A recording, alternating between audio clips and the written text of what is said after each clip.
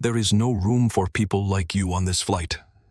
Those 10 words would cost Blake Morrison everything he had ever worked for, destroy a billionaire's faith in humanity, and trigger the most expensive act of karma in aviation history.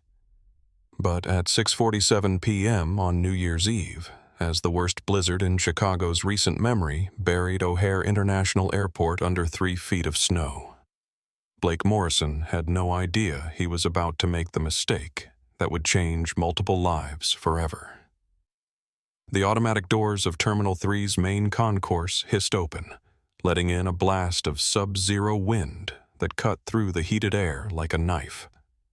Zara Mitchell stepped through those doors, looking like she had been fighting the storm for hours, and in many ways she had been fighting storms her entire life. She wore a charcoal gray hoodie that had seen better days with a coffee stain near the left pocket that she hadn't bothered to clean after her marathon 14-hour acquisition meeting. Her worn Timberland boots left small puddles of melted snow on the polished marble floor as she adjusted her oversized beige scarf and shook the frost from her shoulder-length black hair. To anyone watching, Zara looked like exactly what she appeared to be on the surface. A tired graduate student, maybe, or perhaps a weary traveler who had spent too many hours in transit and too many dollars on overpriced airport coffee. There was nothing about her appearance that suggested she was worth $2.8 billion. Nothing that hinted at the fact that the battered leather backpack slung over her shoulder contained a laptop with acquisition documents that had just made her the owner of the very building she was standing in.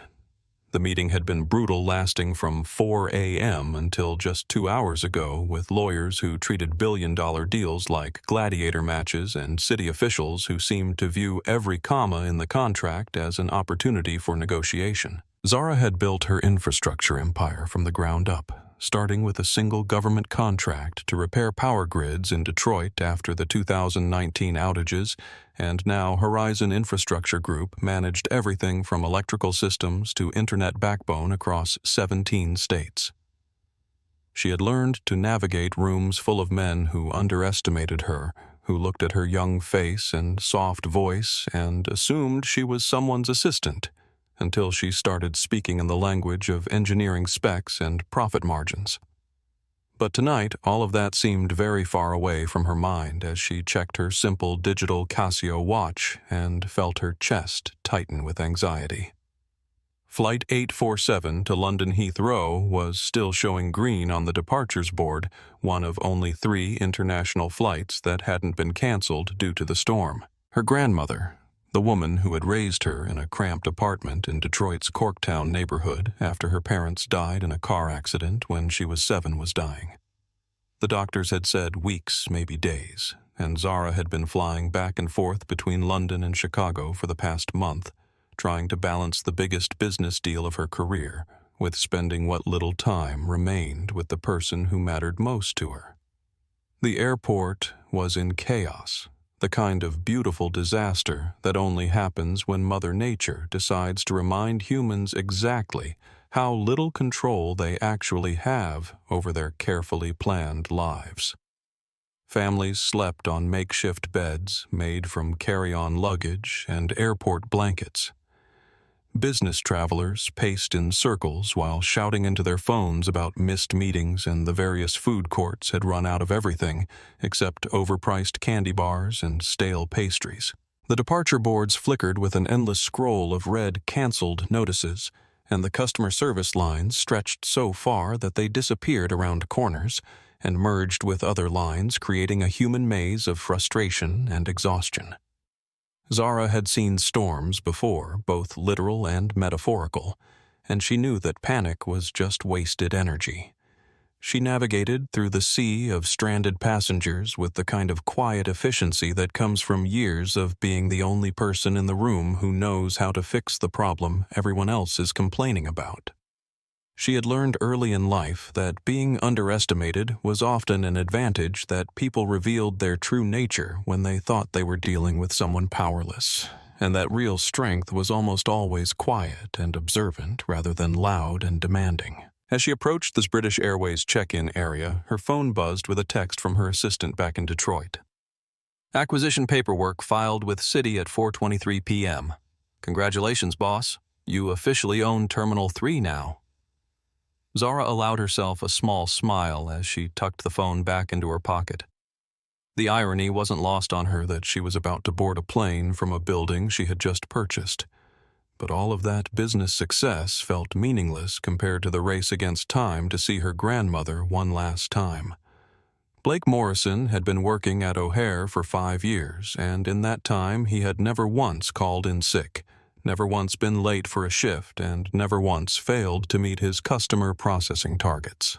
But lately it felt like none of that mattered, because the world seemed determined to crush him under an avalanche of problems that he couldn't solve with perfect attendance and a cheerful attitude. The gate agent position at British Airways had seemed like a dream job when he first got it, especially after 2 years of working retail at a cell phone store where customers treated him like he personally manufactured every device that broke and caused every service outage that interrupted their lives. The airport job, paid better, came with flight benefits he couldn't afford to use, and gave him the kind of stable schedule that meant he could pick up his 8-year-old son Marcus from school 3 days a week when his custody arrangement allowed it. But that was before his ex-wife Sarah decided to file for full custody, claiming that his inconsistent work schedule and financial instability made him an unfit parent.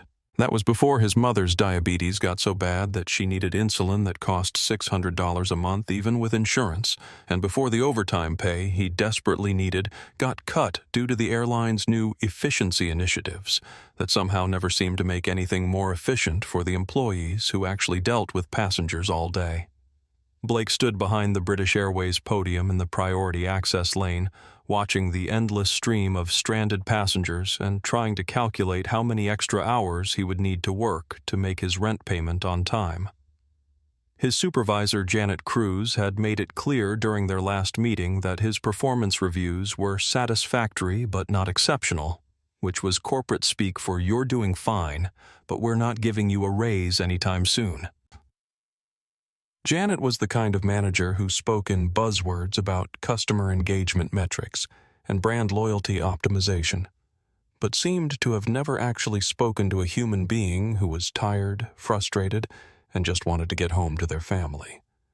The Employee of the Month award hanging on the wall behind Blake's station was supposed to be a source of pride, but lately it just felt like a participation trophy for showing up and following the script. He had won it exactly once last month, after helping an elderly passenger navigate a connection during a thunderstorm delay. But even that small victory felt hollow when his Christmas bonus got denied, because some customer had complained that he was too slow during the holiday rush. The truth was that Blake had gotten into this job because he genuinely wanted to help people during what was often the most stressful part of their travel experience, but the longer he worked in the industry, the more he realized that helping people and keeping management happy were often two completely different things. The airline's policies were written by people who had never worked a gate during a major weather event, never had to explain to a crying child why their family vacation was canceled, and never had to choose between following the rules and doing what was actually right for the human being standing in front of you. Earlier that day, Blake had spent 20 minutes helping an elderly woman figure out rebooking options after her flight to see her new grandchild got canceled, and while she had been grateful enough to write a compliment card, Janet had later pulled him aside to remind him that customer processing efficiency was more important than excessive hand-holding for passengers who should be able to use the self-service options. It was the kind of feedback that made Blake question whether he was cut out for a job that seemed to value speed over compassion and metrics over basic human decency.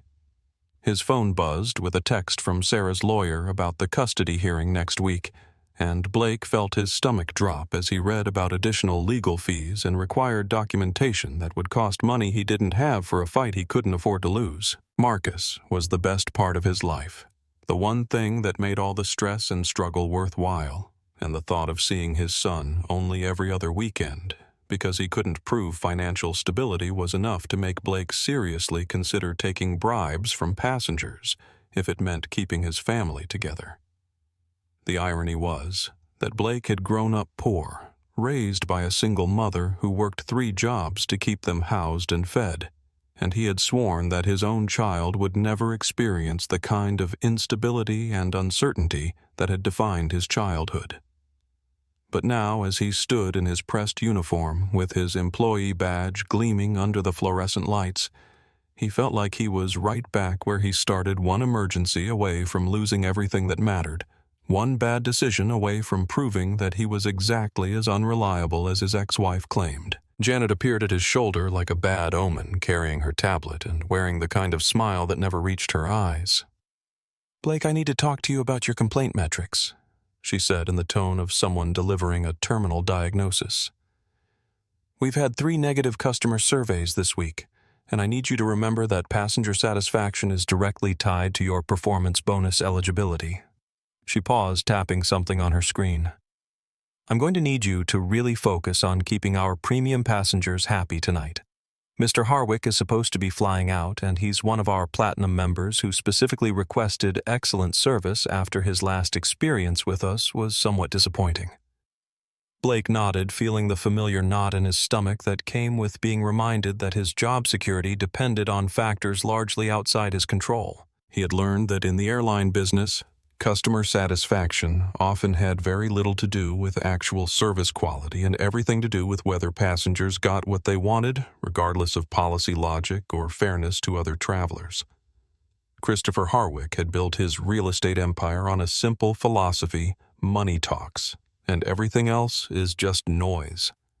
At 47 years old, he had spent the last 2 decades accumulating properties, influence, and the kind of connections that meant his phone calls got returned immediately and his dinner reservations never got lost in the system. But lately his empire was starting to crumble, and the carefully constructed facade of success was developing cracks that no amount of money could completely hide. The bankruptcy filing, hidden behind a maze of shell companies and offshore accounts, was supposed to buy him time.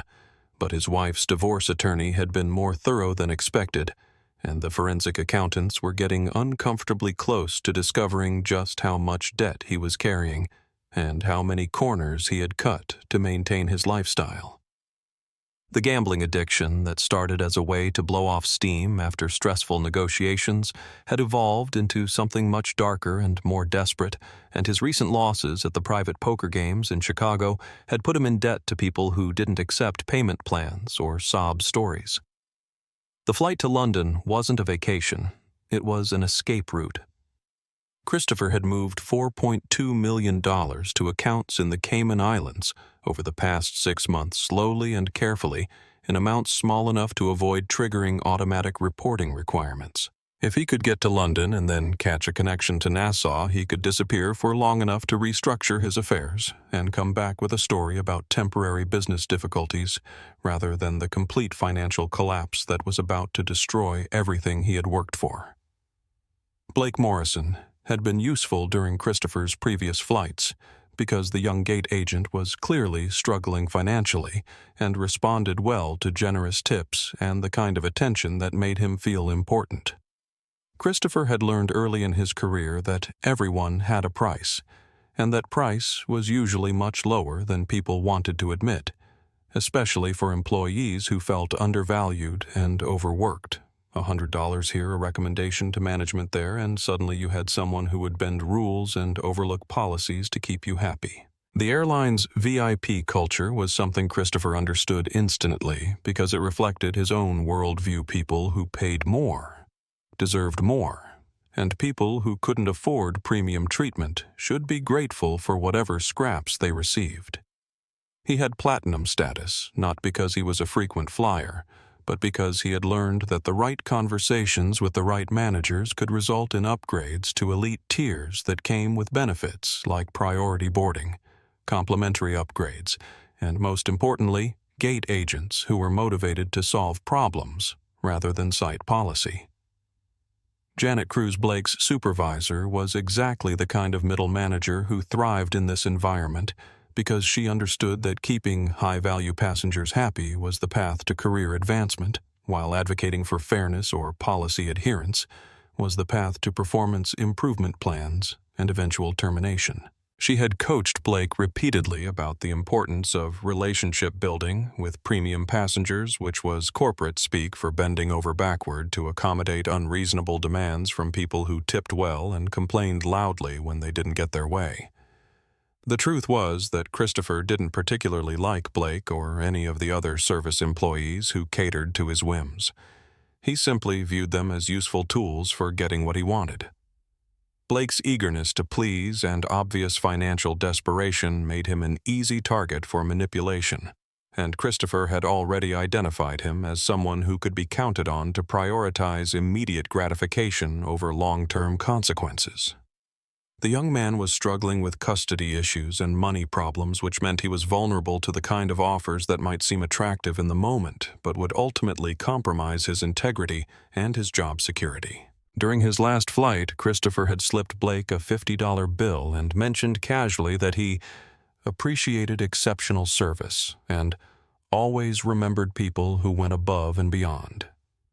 It was a classic manipulation tactic that created a sense of obligation and expectation without explicitly asking for anything illegal or unethical. Blake had responded exactly as expected, processing Christopher's rebooking request with unusual speed and somehow managing to secure an aisle seat in premium economy even though the flight was supposedly sold out. Tonight would be different, though, because Christopher was desperate in a way that made him dangerous. He couldn't afford to miss this flight, couldn't afford to get stuck in Chicago while lawyers and creditors closed in on his remaining assets, and couldn't afford to let some gate agent's adherence to policy stand between him and his escape route. He had brought cash, lots of it, and he was prepared to offer Blake the kind of money that would make following the rules seem foolish and short-sighted. As Christopher approached the gate, he could see Blake looking stressed and distracted, which was perfect for his purposes. Desperate people made desperate decisions, and Christopher was counting on Blake's financial pressure to override whatever moral qualms he might have about helping a passenger skip ahead of other travelers who had legitimate claims to the seats they had paid for. Zara approached the priority access lane with the kind of quiet confidence that comes from knowing exactly where you belong. But Blake Morrison saw something entirely different when he looked up from his computer screen. He saw a young black woman in a hoodie that looked like it came from a discount store carrying a backpack that had seen better days approaching a gate that served passengers who typically wore suits and carried luggage that cost more than most people's monthly rent. Blake's first thought wasn't malicious. It was simply the result of years of conditioning in an industry that had taught him to make quick judgments about passengers based on appearance, attire, and attitude. He had seen hundreds of travelers try to access priority lanes with expired cards, fake boarding passes, or simple confusion about which line they were supposed to use, and his job required him to politely but firmly direct people to the appropriate service level for their ticket type. But as Zara unhooked the velvet rope and stepped onto the red carpet that marked the premium boarding area, Blake felt something shift in his chest that had nothing to do with policy enforcement and everything to do with the kind of unconscious bias that he would have sworn he didn't possess. He saw her hoodie and made assumptions about her economic status, saw her casual attire, and made judgments about her right to be in a space reserved for first-class passengers, and saw her confident demeanor as potential attitude that might become problematic if not handled correctly from the beginning. "Excuse me," Blake said, standing up straighter behind his podium and adopting the tone of polite authority that he had perfected over 5 years of dealing with confused travelers. "Are you sure you're in the right line? Economy check-in is handled at the main counter downstairs." His voice carried just enough condescension to make it clear that he wasn't really asking a question so much as providing gentle correction for what he assumed was an honest mistake. Zara stopped walking and looked at Blake with the kind of measured patience that suggested she had been through this exact scenario before, probably more times than she cared to remember. She pulled her passport from the front pocket of her hoodie along with her boarding pass and placed both documents on the counter without breaking eye contact. "I'm checking in for seat 1A, she said simply. her voice carrying none of the defensiveness or anger that Blake had expected. "Zara Mitchell." Blake took the documents and scanned them quickly, expecting to find some obvious error that would explain why this passenger was trying to access premium services. But when he typed her name into the system, his screen populated with information that didn't match his assumptions. First-class seat assignment paid in full 3 weeks ago with a Centurion Card 5IP status that automatically triggered priority handling, and a passenger profile that indicated multiple previous flights in premium cabins. For a smart employee, this would have been the moment to apologize for the misunderstanding, print the boarding pass, and send Zara on her way with a smile and a sincere wish for a pleasant flight. But Blake Morrison was dealing with pressures that had nothing to do with smart decision-making and everything to do with desperation, financial stress, and a worldview that had been shaped by an industry that rewarded him for keeping certain types of passengers happy, while treating others as potential problems to be managed. Instead of processing the obvious truth in front of him, Blake found himself experiencing the kind of cognitive dissonance that happens when reality doesn't match expectations. He stared at the screen, then at Zara, then back at the screen, trying to reconcile the information showing a legitimate first-class passenger with the visual evidence of a young woman who didn't look like his mental image of someone who could afford a $3,000 last-minute international ticket. "There seems to be some kind of error with your payment," Blake said finally, the lie coming so easily that he almost believed it himself. "I'm showing a decline on the card that was used to purchase this ticket." It was the kind of fabrication that gave him a few minutes to think, a few moments to figure out how to handle a situation that his training had never prepared him for what to do when your biases and your computer system told completely different stories. Zara's expression didn't change, but something in her eyes sharpened in a way that suggested she understood exactly what was happening and exactly why Blake was choosing to lie, rather than admit his mistake.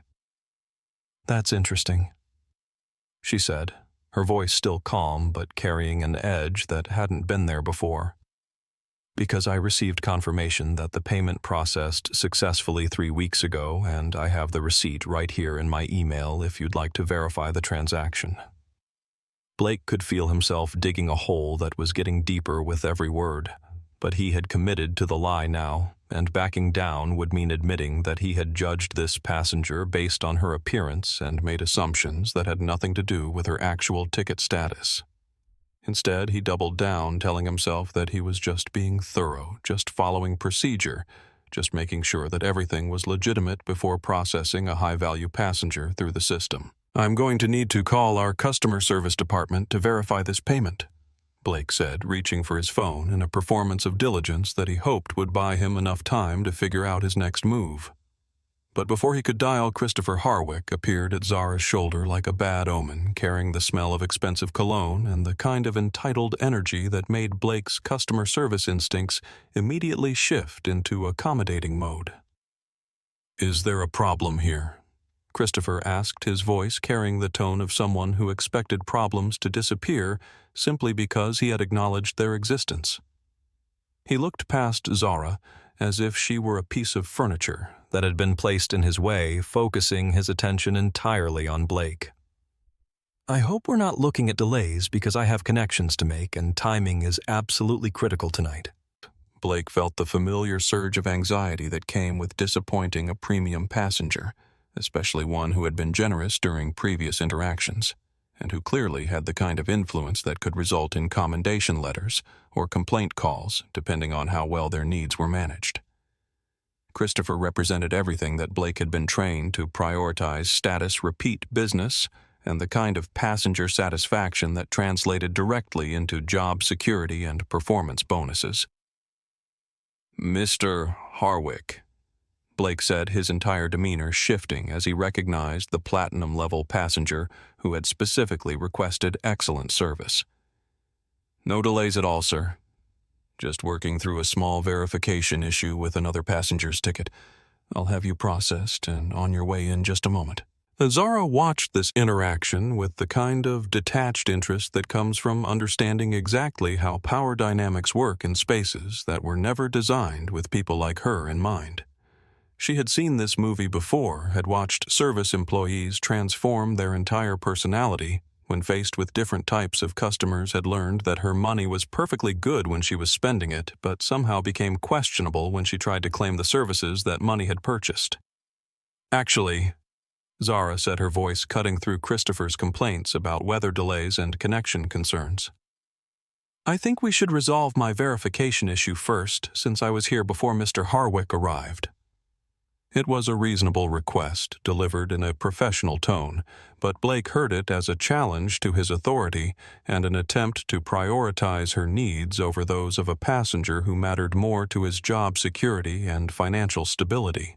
Christopher looked at Zara for the first time since approaching the counter, his eyes taking in her hoodie, her backpack, and her general appearance with the kind of dismissive assessment that suggested he had already decided she wasn't worth his time or attention. I'm sure whatever issue you're having can wait, he said, his voice carrying the casual arrogance of someone who had never been told that his needs weren't more important than everyone else's. This gentleman and I have business to conduct. Blake found himself at a crossroads that would define not only the rest of his evening, but the rest of his life. He could follow policy process Zara's legitimate ticket and send both passengers on their way with equal respect and professional courtesy. Or he could prioritize Christopher's demands, find a way to remove Zara from the equation, and hope that the immediate benefits of keeping a premium passenger happy would somehow outweigh the long-term consequences of discriminating against a paying customer who had done nothing wrong except fail to meet his visual expectations of what a first-class passenger should look like. The decision he made next would cost him everything. Blake Morrison made his choice in the space between heartbeats in that terrible moment when desperation overwhelmed judgment and financial pressure silenced the voice in his head that knew right from wrong. He looked at Zara standing patiently with her legitimate boarding pass and confirmed reservation, and he looked at Christopher Harwick fidgeting with expensive jewelry and radiating the kind of impatience that could result in complaint calls and performance reviews. And he chose the path that he thought would protect his job, his custody arrangement, and his ability to pay for his mother's medical care. Ma'am, Blake said, his voice taking on the formal tone that service employees use when they're about to deliver bad news. I've confirmed that there is indeed an issue with your payment method. The card you used to purchase this ticket has been flagged by our fraud prevention system, and I'm afraid I can't process your boarding pass until we can verify the payment with an alternative method. And the lie came out smoothly practiced and professional, the kind of corporate doublespeak that shifted blame away from the airline and onto the passenger, while providing just enough technical jargon to sound legitimate. Zara blinked slowly, and Blake could see her processing not just his words, but the situation she found herself in, the familiar dance of being asked to prove her worth in spaces where her presence was questioned before her credentials. That's strange, she said, pulling out her phone and opening her banking app with deliberate calm. Because according to my account, the payment cleared 3 weeks ago and I received email confirmation of the transaction. Would you like me to show you the confirmation number? Christopher shifted his weight from foot to foot, checking his expensive watch with theatrical impatience. Look, I don't mean to interrupt whatever this is, he said, though his tone suggested that interrupting was exactly what he intended to do. But I really need to get checked in here. I have a very tight connection in London, and timing is absolutely critical tonight. Can we move this along? Blake felt the familiar pressure that came with disappointing a VIP passenger, the weight of knowing that Christopher's satisfaction would be measured and reported while Zara's experience would likely disappear into the anonymous mass of customer interactions that nobody tracked unless something went spectacularly wrong. Of course, Mr. Harwick, Blake said, his attention turning away from Zara as if she had suddenly become invisible. I just need to resolve this payment issue and then I'll get you processed immediately. What payment issue? Zara asked, her voice still controlled but carrying an edge that suggested her patience was not unlimited. I've offered to show you the confirmation email, the bank statement, and the credit card itself. What exactly do you need to verify? She placed her phone on the counter, the banking app open to show a transaction history that clearly included the British Airways charge processed and completed without any flags or issues. Blake barely glanced at the phone. He had committed to his lie now, and doubling down seemed easier than admitting that he had made a mistake based on assumptions that had nothing to do with policy or procedure. "Our fraud prevention system operates independently of your bank's authorization," he said, speaking with the confidence of someone who had learned that technical explanations could justify almost anything if delivered with enough authority. "Until I can verify this payment through our internal channels, I'm not authorized to issue a boarding pass for this reservation." 30. The gate area was starting to fill with passengers, and Blake could see other travelers beginning to notice the tension at the premium counter. A military veteran in dress blues stood nearby, his expression suggesting that he was taking in every word of the conversation. A young mother with 2 small children was trying to keep them entertained while obviously listening to the dispute unfolding in front of her. A businessman in an expensive suit was typing on his laptop, but glancing up frequently, his attention divided between his work and the drama playing out at the gate. Zara looked around at the growing audience and made a decision that Blake would later realize was his last chance to avoid the disaster that was about to unfold. "I think there's been a misunderstanding," she said, her voice carrying the tone of someone who was offering him an opportunity to save face and correct his mistake. "I'm happy to step aside and let you help other passengers while you look into whatever technical issue you think you're seeing. But I want to be clear that my reservation is valid, my payment processed correctly, and I expect to board this flight tonight." It was a reasonable request that acknowledged Blake's authority while preserving Zara's dignity, the kind of compromise that experienced travelers learn to offer when they recognize that service employees are under pressure and need room to maneuver. But Blake had already moved past the point where reasonable solutions were possible, had already convinced himself that admitting error would be worse than doubling down on deception, had already decided that Zara's calm professionalism was somehow a threat to his ability to manage the situation.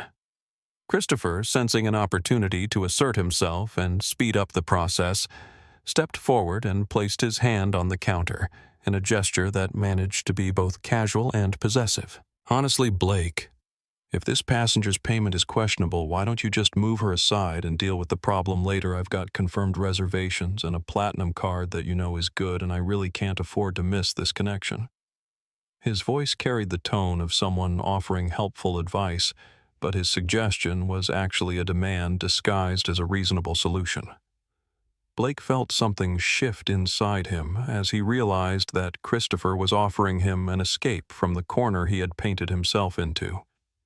Instead of having to prove that Zara's payment was fraudulent, he could simply prioritize Christopher's legitimate status and deal with the technical issue later, after the premium passenger was safely on his way and no longer a factor in Blake's performance evaluation. "You know what?" Blake said, his voice taking on the tone of someone who had just found a creative solution to a difficult problem. "That's exactly right. Mr. Harwick, why don't I get you processed first since your status is confirmed and your connection is time-sensitive, ma'am? If you could just step aside for a moment, I'll be able to give your issue the attention it deserves once I've taken care of our platinum passenger." Zara stared at Blake for a long moment, and he could see her understanding exactly what was happening, exactly what decision he had just made, and exactly what it meant about who he thought deserved respect and who could be safely ignored. "So you're saying that Mr. Harwick's time is more valuable than mine?" she asked, her voice still calm but carrying a weight that made Blake suddenly aware that other passengers were listening to every word of this conversation. "I'm saying that we prioritize passengers based on their status level and the urgency of their travel needs," Blake replied, using the kind of corporate language that turned discrimination into policy and bias into procedure. "Mr. Harwick is a platinum member with a confirmed connection, and our service standards require that we accommodate our highest-tier passengers first during irregular operations." Christopher smiled with the satisfaction of someone whose worldview had just been validated by official policy. "I appreciate that, Blake. Excellent customer service as always." He pulled out his phone to check his messages, dismissing Zara's presence entirely as he settled in to wait for Blake to process his boarding pass and seat assignment. But Zara wasn't ready to disappear quietly into the background. Wasn't willing to accept that her confirmed reservation could be invalidated by lies, and her legitimate status could be overridden by someone else's sense of entitlement. She pulled out her own phone and opened the camera app, holding it up to record the interaction with the kind of deliberate calm that suggested she understood the power of documentation in situations where her word would be questioned against that of authority figures. "I want to make sure I understand this correctly," she said, her voice carrying clearly as the phone's microphone picked up every word. "You're telling me that my confirmed first-class reservation, paid for in full 3 weeks ago, is being revoked because of a payment issue that you can't specify, and you're giving my seat to Mr. Harwick here because he has better status than I do." Blake felt a chill run down his spine as he realized that this conversation was being recorded, that his words and actions were being preserved in a format that could be shared, reviewed, and used as evidence of whatever discrimination case Zara might choose to build against the airline. But he was too far into the lie to back down now, too committed to the deception to admit that he had been wrong from the beginning, too afraid of losing face in front of Christopher to do the right thing even when it was being filmed.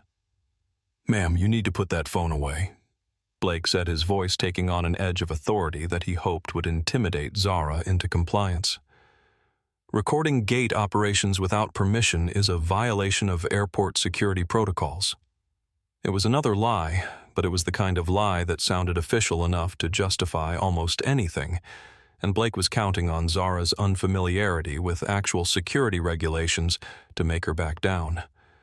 Instead, Zara continued recording her expression, never changing as she captured Blake's escalating attempts to justify his actions and Christopher's smug satisfaction at being prioritized over a passenger who had done nothing wrong except fail to look like someone who belonged in first class. That was when Blake made the decision that would destroy his life. He reached across the counter and slapped the phone out of Zara's hand. The sound of Zara's phone hitting the marble floor echoed through the gate area like a gunshot, and for a moment that felt frozen in time. Everyone within 50 feet stopped what they were doing and turned to stare at Blake Morrison, who stood behind his counter with his hand still extended and his face showing a mixture of shock and defiance that suggested he couldn't quite believe what he had just done. Zara looked down at her phone, its screen now decorated with a spider web of cracks that ran from corner to corner, then back up at Blake with an expression that was somehow more terrifying than anger would have been. It was the look of someone who had just watched another person reveal their true character in the most definitive way possible, someone who now understood exactly what kind of man she was dealing with, and exactly how far he was willing to go to maintain his sense of authority. "Did you just hit my phone?" Zara asked, her voice carrying the kind of deadly calm that should have warned Blake that he was standing at the edge of a cliff and about to take a very long fall.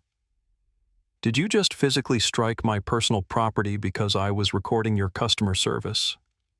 The military veteran in dress blues stepped forward, his posture straightening as years of training kicked in at the sight of what looked like assault being committed in front of him. "Ma'am, I saw what happened," he said, his voice carrying the authority of someone who had spent decades dealing with conflicts and recognizing injustice when he saw it. "This agent just hit your phone out of your hand." "That's not legal, and it's certainly not appropriate." Christopher Harwick, who had been enjoying the show up until this point, suddenly realized that the situation had escalated beyond his comfort level, and that being associated with what was clearly becoming a discrimination incident might not be the best look for someone trying to maintain a low profile while fleeing the country. "Blake, maybe we should all just calm down here," he said, though his tone suggested that he was more concerned about delays than justice. "I'm sure this is just a misunderstanding that we can resolve quickly." Blake felt the walls closing in around him as he realized that his attempt to control the situation had only made it worse, that his lie about payment issues had led to physical confrontation, and that he was now facing a gate full of witnesses who had seen him assault a passenger's property for the crime of documenting his discriminatory behavior. But instead of apologizing and trying to salvage what was left of his career and dignity, Blake felt something dark and desperate take control of his decision-making process.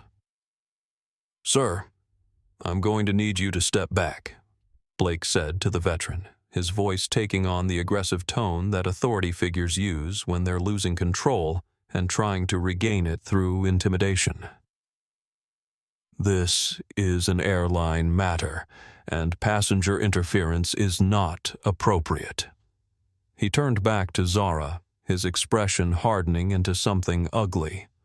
"And you need to understand that assaulting airline personnel is a federal crime, and continuing to disrupt operations will result in your removal from this terminal."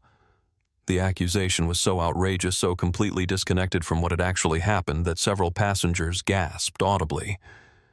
The young mother with 2 children pulled them closer to her, recognizing that the situation was spiraling into something dangerous and unpredictable. The businessman with the laptop closed it entirely and stood up, his body language suggesting that he was preparing to intervene if things got any worse. Zara bent down slowly and picked up her damaged phone, examining the cracked screen with the kind of clinical interest that suggested she was memorizing every detail for future reference. When she stood back up, her entire demeanor had changed, and Blake found himself looking into the eyes of someone who had just decided that patience and diplomacy were no longer appropriate responses to what she was experiencing. "Let me make sure I understand what just happened," Zara said, her voice carrying clearly throughout the gate area as passengers continued to gather and listen. "You lied about my payment status to deny me access to the seat I paid for. You prioritized another passenger's convenience over my confirmed reservation. You physically destroyed my property when I tried to document your behavior, and now you're accusing me of assault for standing here and asking for the service I purchased." Christopher, who had been watching this exchange with growing unease, suddenly realized that his escape route was in jeopardy, and that Blake's incompetence might cost him the flight that he desperately needed to catch. He made a decision that would prove to be just as destructive as Blake's lies, leaning forward and lowering his voice in a way that suggested confidential communication. "Blake, listen to me," Christopher said, his tone urgent but quiet. "I need to be on this flight tonight. It's not just a preference. It's absolutely critical for business reasons that I can't explain. If there's any way you can resolve this situation and get me processed, I'm prepared to show my appreciation for exceptional service." He reached into his jacket and pulled out an envelope that was clearly thick with cash. "I'm talking about serious gratitude here, the kind that helps with child support payments and medical bills." Blake stared at the envelope, his mind racing with calculations about mortgage payments, custody lawyers, and the insulin that his mother needed to stay alive. $3,000 in cash would solve problems that his airline salary couldn't touch, would buy him breathing room in a life that felt like it was suffocating him with financial pressure and impossible choices. But taking the money would mean crossing a line from poor customer service into outright corruption, from unconscious bias into deliberate fraud, from bad judgment into criminal behavior. Blake looked at Christopher's expectant face, then at Zara's damaged phone, then at the envelope full of cash, and he made the decision that would complete his transformation from a struggling employee into a federal criminal. "You know what?" Blake said, reaching for the envelope with shaking hands. "I think I can find a creative solution here." He pocketed the cash quickly and turned back to his computer, his fingers flying over the keyboard as he began the process of transferring Zara's seat assignment to Christopher's name. "Mr. Harwick, I'm going to get you set up in seat 1A, and we'll figure out alternative arrangements for this other passenger once we've taken care of your immediate needs." The veteran in dress blues stepped forward again, his voice carrying the authority of someone who had spent his career fighting for the principles that Blake was now destroying. Son, I don't know what's in that envelope, but what you just did was accept a bribe to deny service to a paying customer. That's not a customer service issue. That's a crime. Blake's hands were shaking as he printed Christopher's boarding pass, the paper emerging from the machine, like evidence of his corruption, like a receipt for the soul he had just sold for $3,000, and the promise of keeping a premium passenger satisfied. Sir, I'm going to need you to return to your seat and allow me to do my job, Blake said, though his voice lacked any real authority now that everyone watching understood exactly what kind of job he was actually doing. Zara watched this entire exchange with the kind of detached fascination that comes from witnessing someone destroy their own life in real time, from seeing the exact moment when bad choices become irreversible consequences. She reached into her backpack and pulled out a second phone, a satellite device that looked different from anything the gathered passengers had seen before, and began dialing a number that she clearly knew by heart. "What are you doing?" Blake asked, his voice cracking as he realized that Zara had backup communication options and that his destruction of her first phone had accomplished nothing except providing evidence of his willingness to use physical force against passengers who challenged his authority. "I'm making a phone call," Zara said, her voice carrying the kind of calm certainty that suggested she was no longer operating as a frustrated passenger, but as someone with access to resources and influence that Blake had seriously underestimated. "You might want to pay attention to this conversation, Blake, because I think it's going to change your perspective on exactly who you've been treating like a nobody tonight." As the call connected and Zara began speaking in the kind of authoritative tone that comes from being accustomed to immediate compliance and total respect, Blake Morrison felt the first genuine stirrings of fear as he realized that he might have just accepted a bribe to discriminate against someone who had the power to destroy not just his career, but his freedom. Officer Marcus Davis had been working airport security for 12 years, and in that time he had seen every possible variation of passenger meltdown, employee breakdown, and travel-related disaster that the human imagination could produce. He had talked suicide jumpers down from parking garage ledges, subdued, intoxicated travelers who thought that first-class tickets gave them the right to assault flight crews, and mediated disputes between passengers that ranged from seat assignments to service animals to political arguments that somehow became physical altercations at 30,000 feet. But when Blake Morrison's panicked voice came through his radio requesting immediate assistance at Gate B12, something in the young man's tone suggested that this was going to be different from the usual complaints about overbooked flights and delayed departures. Blake sounded scared, desperate, and increasingly incoherent as he described a passenger who was making threats and refusing to comply with airline policies in ways that seemed to justify emergency intervention. Davis arrived at the gate to find a crowd of passengers who were clearly divided into two camps: those who seemed uncomfortable with what they had witnessed and those who appeared to be documenting everything with their phones held high like digital torches in some kind of modern witch trial. At the center of the disturbance stood Blake Morrison, sweating profusely despite the air conditioning, and a young black woman who radiated the kind of controlled fury that Davis had learned to recognize as far more dangerous than screaming or crying. "Officer Davis, thank God you're here," Blake said, his voice cracking with relief as he gestured toward Zara with hands that shook from either adrenaline or guilt. "This passenger has been disruptive and threatening, and she's recording our security procedures without authorization. I need her removed from the gate area before she causes any more problems with other travelers." Davis looked at Zara, who was standing perfectly still with a satellite phone pressed to her ear, speaking in low tones that carried the unmistakable cadence of someone accustomed to giving orders rather than taking them. She wasn't yelling, wasn't gesturing wildly, wasn't exhibiting any of the behaviors that Davis associated with disruptive passengers, but Blake seemed convinced that she represented some kind of threat that justified immediate removal. "Ma'am, I'm Officer Davis with Airport Security," he said.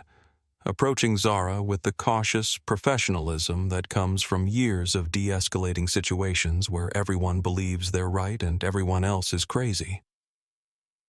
I understand there's been some kind of disagreement about your travel arrangements. Can you help me understand what's happening here? Zara held up one finger in a gesture that was clearly meant to indicate that she was finishing her phone call, and Davis could hear fragments of her conversation that included phrases like authorization code and immediate response and federal jurisdiction that suggested she wasn't calling her family to complain about poor customer service. Christopher Harwick, who had been standing nearby with his boarding pass clutched in his hand like a golden ticket, suddenly realized that the situation was attracting far more attention than he was comfortable with, and that being associated with what looked increasingly like a discrimination incident might complicate his travel plans in ways that could prove disastrous for his escape timeline. "Officer, I really don't think this is necessary," Christopher said, his voice taking on the concerned tone of someone who was trying to be helpful while actually protecting himself. "Mr. Morrison here was just doing his job trying to verify this passenger's payment information. Maybe we could just move things along and let everyone get where they need to go without any more drama." The military veteran who had witnessed Blake's assault on Zara's phone stepped forward, his dress blues giving him the kind of moral authority that made his words carry extra weight in situations where truth was being disputed. "Officer, I need you to know that this gate agent physically struck this woman's phone out of her hand when she tried to record what appeared to be discriminatory treatment. I saw it happen, and I'll testify to that fact if necessary."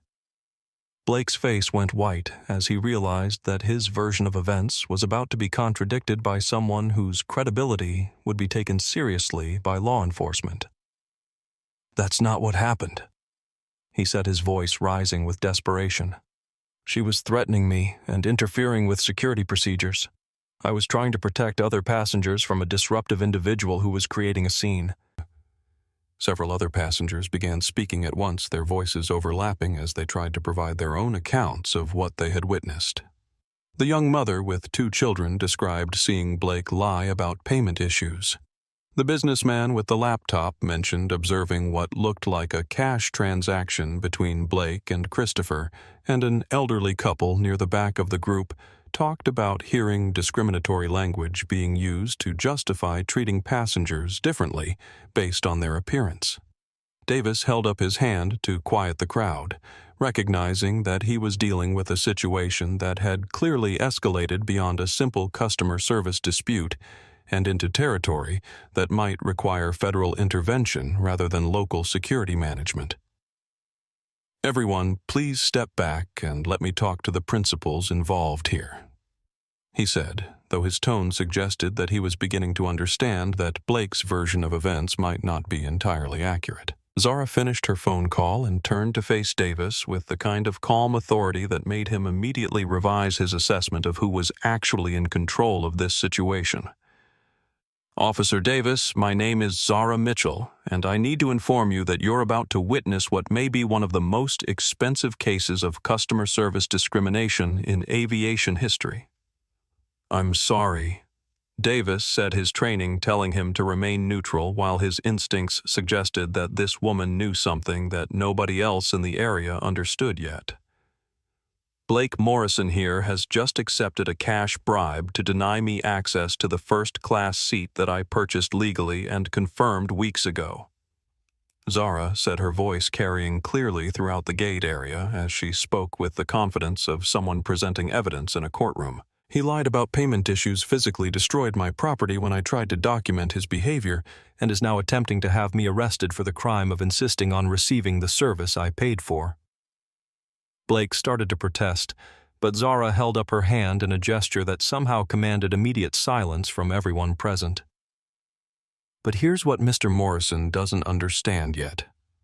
She continued, reaching into her backpack and pulling out a folder thick with legal documents. "The phone call I just made was to the Federal Aviation Administration's emergency response line using authorization codes that are only given to people with federal security clearance and direct oversight authority over airport operations. Davis felt a chill run down his spine as he began to understand that this wasn't just a passenger complaint, but potentially a federal incident involving someone with the kind of access and authority that could make everyone involved wish they had chosen different careers. "Ma'am, are you saying you work for the FAA?" he asked, though something in her demeanor suggested that her authority might extend far beyond any single government agency. "I'm saying that as of 4:23 p.m. today, I became the majority owner of Horizon Infrastructure Group, which holds the operational lease for Terminal 3 of Chicago O'Hare International Airport," Zara said, opening the folder and displaying documents that were clearly official, legal, and very recently executed. Blake Morrison just accepted a bribe to discriminate against his landlord. The silence that followed this revelation was so complete that Davis could hear the hum of the air conditioning and the distant sound of aircraft engines from the tarmac outside.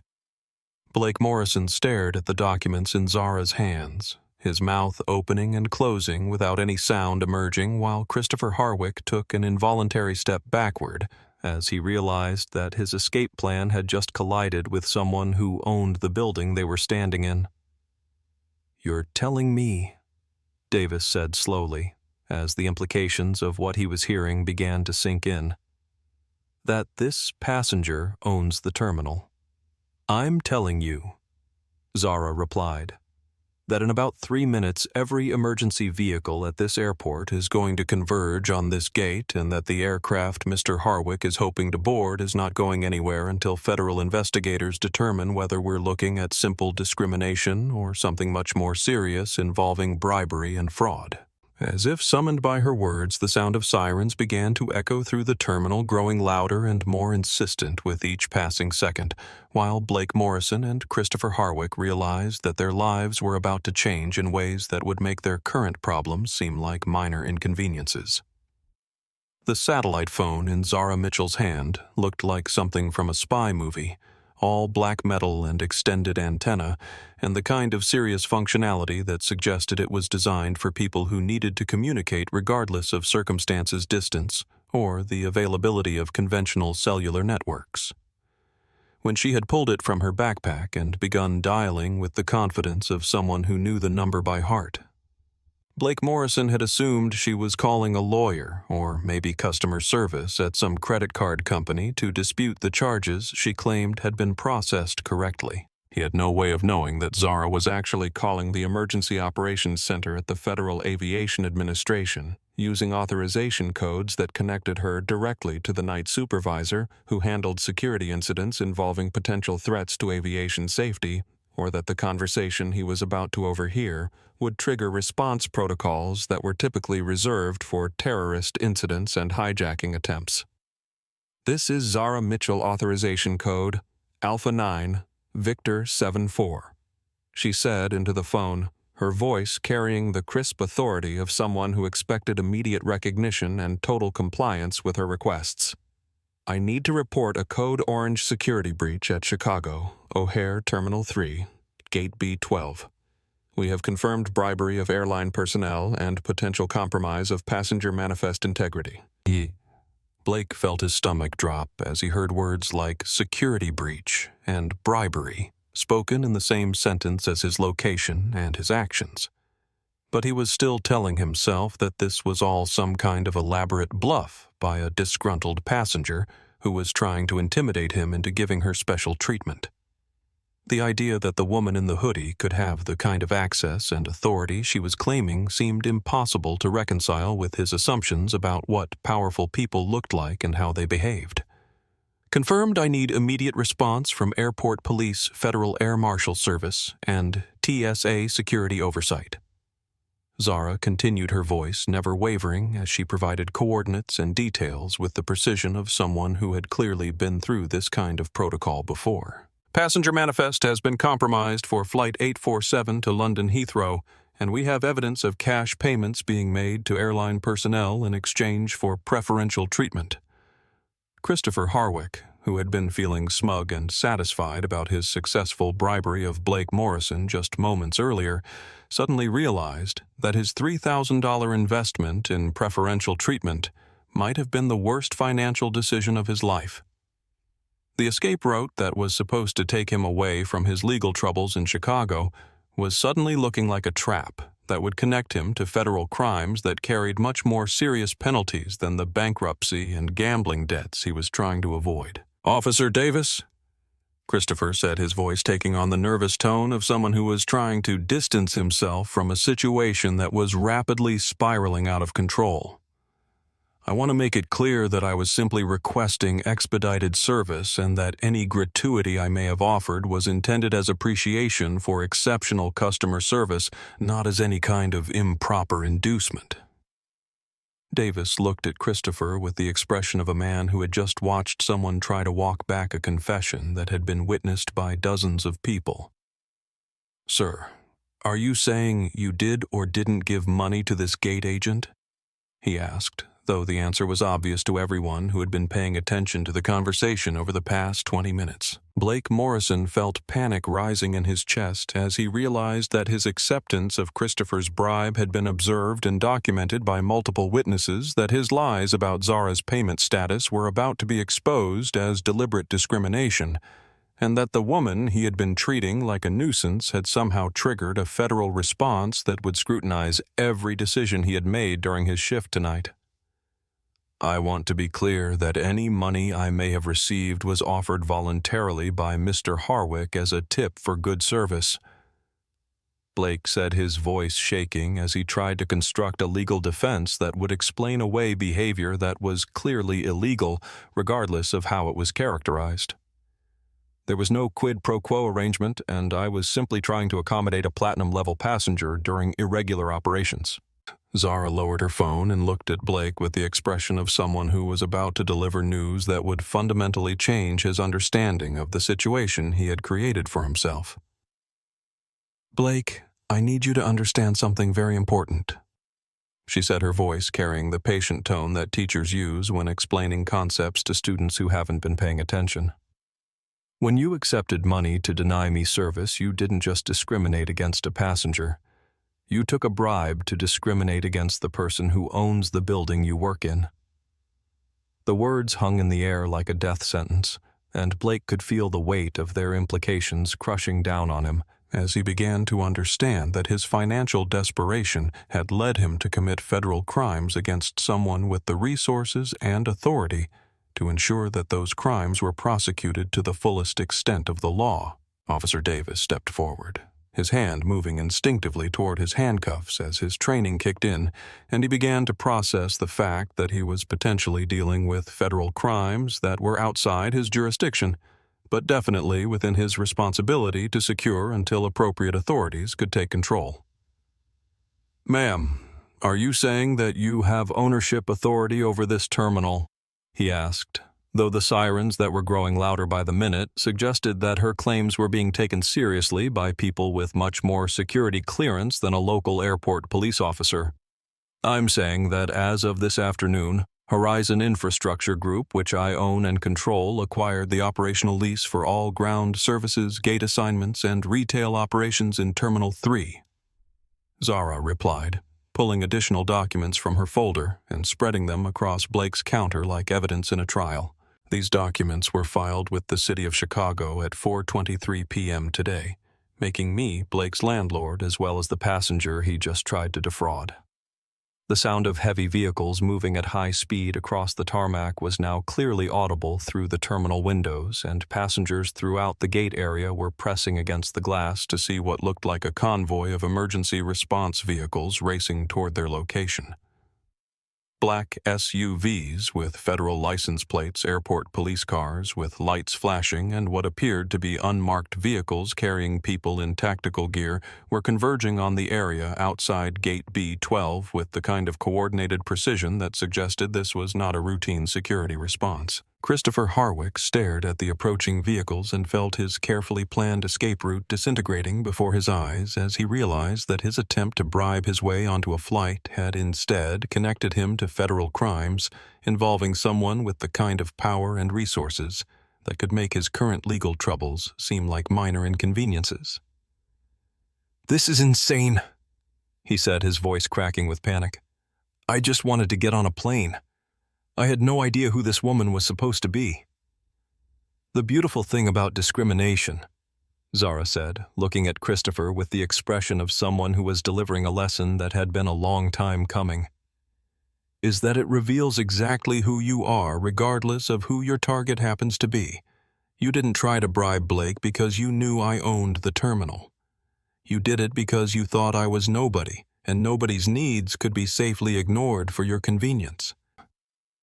Blake Morrison watched the emergency vehicles positioning themselves around the aircraft and felt the full weight of his choices settling on his shoulders like a crushing burden as he realized that his $3,000 bribe had just cost him his career, his freedom, and quite possibly his relationship with his son, who would have to grow up knowing that his father had become a federal criminal because he was too weak to do the right thing when it mattered most. The terminal doors burst open, and what looked like a small army of federal agents, airport police, and security personnel began moving toward Gate B12 with the kind of purposeful intensity that suggested they had been briefed on a situation that involved much more than a simple customer service complaint. Director Patricia Morse had been managing emergency operations at O'Hare International Airport for 15 years. And in that time she had responded to everything from natural disasters to terrorist threats, to the kind of mechanical failures that required evacuating entire terminals and grounding every aircraft within a 100-mile radius. But when the call came through on her secure line at 7:23 p.m. on New Year's Eve, reporting a code orange security breach involving potential compromise of passenger manifests and confirmed bribery of airline personnel, she knew immediately that this was going to be different from anything in her previous experience. The authorization codes that Zara Mitchell had provided were the kind that belonged to people with federal security clearance and direct oversight authority over aviation infrastructure. The kind of access that was only granted to individuals whose background investigations had been conducted by agencies that didn't officially exist, and whose business interests were considered matters of national security. When Morse pulled up Mitchell's file on her secure terminal, she had to read the summary 3 times before she fully understood the implications of what was happening at Gate B12. Zara Mitchell wasn't just wealthy. She was the kind of wealthy that influenced elections and shaped foreign policy through infrastructure investments that connected American power grids to international markets. Horizon Infrastructure Group didn't just manage electrical systems and internet backbone across 17 states.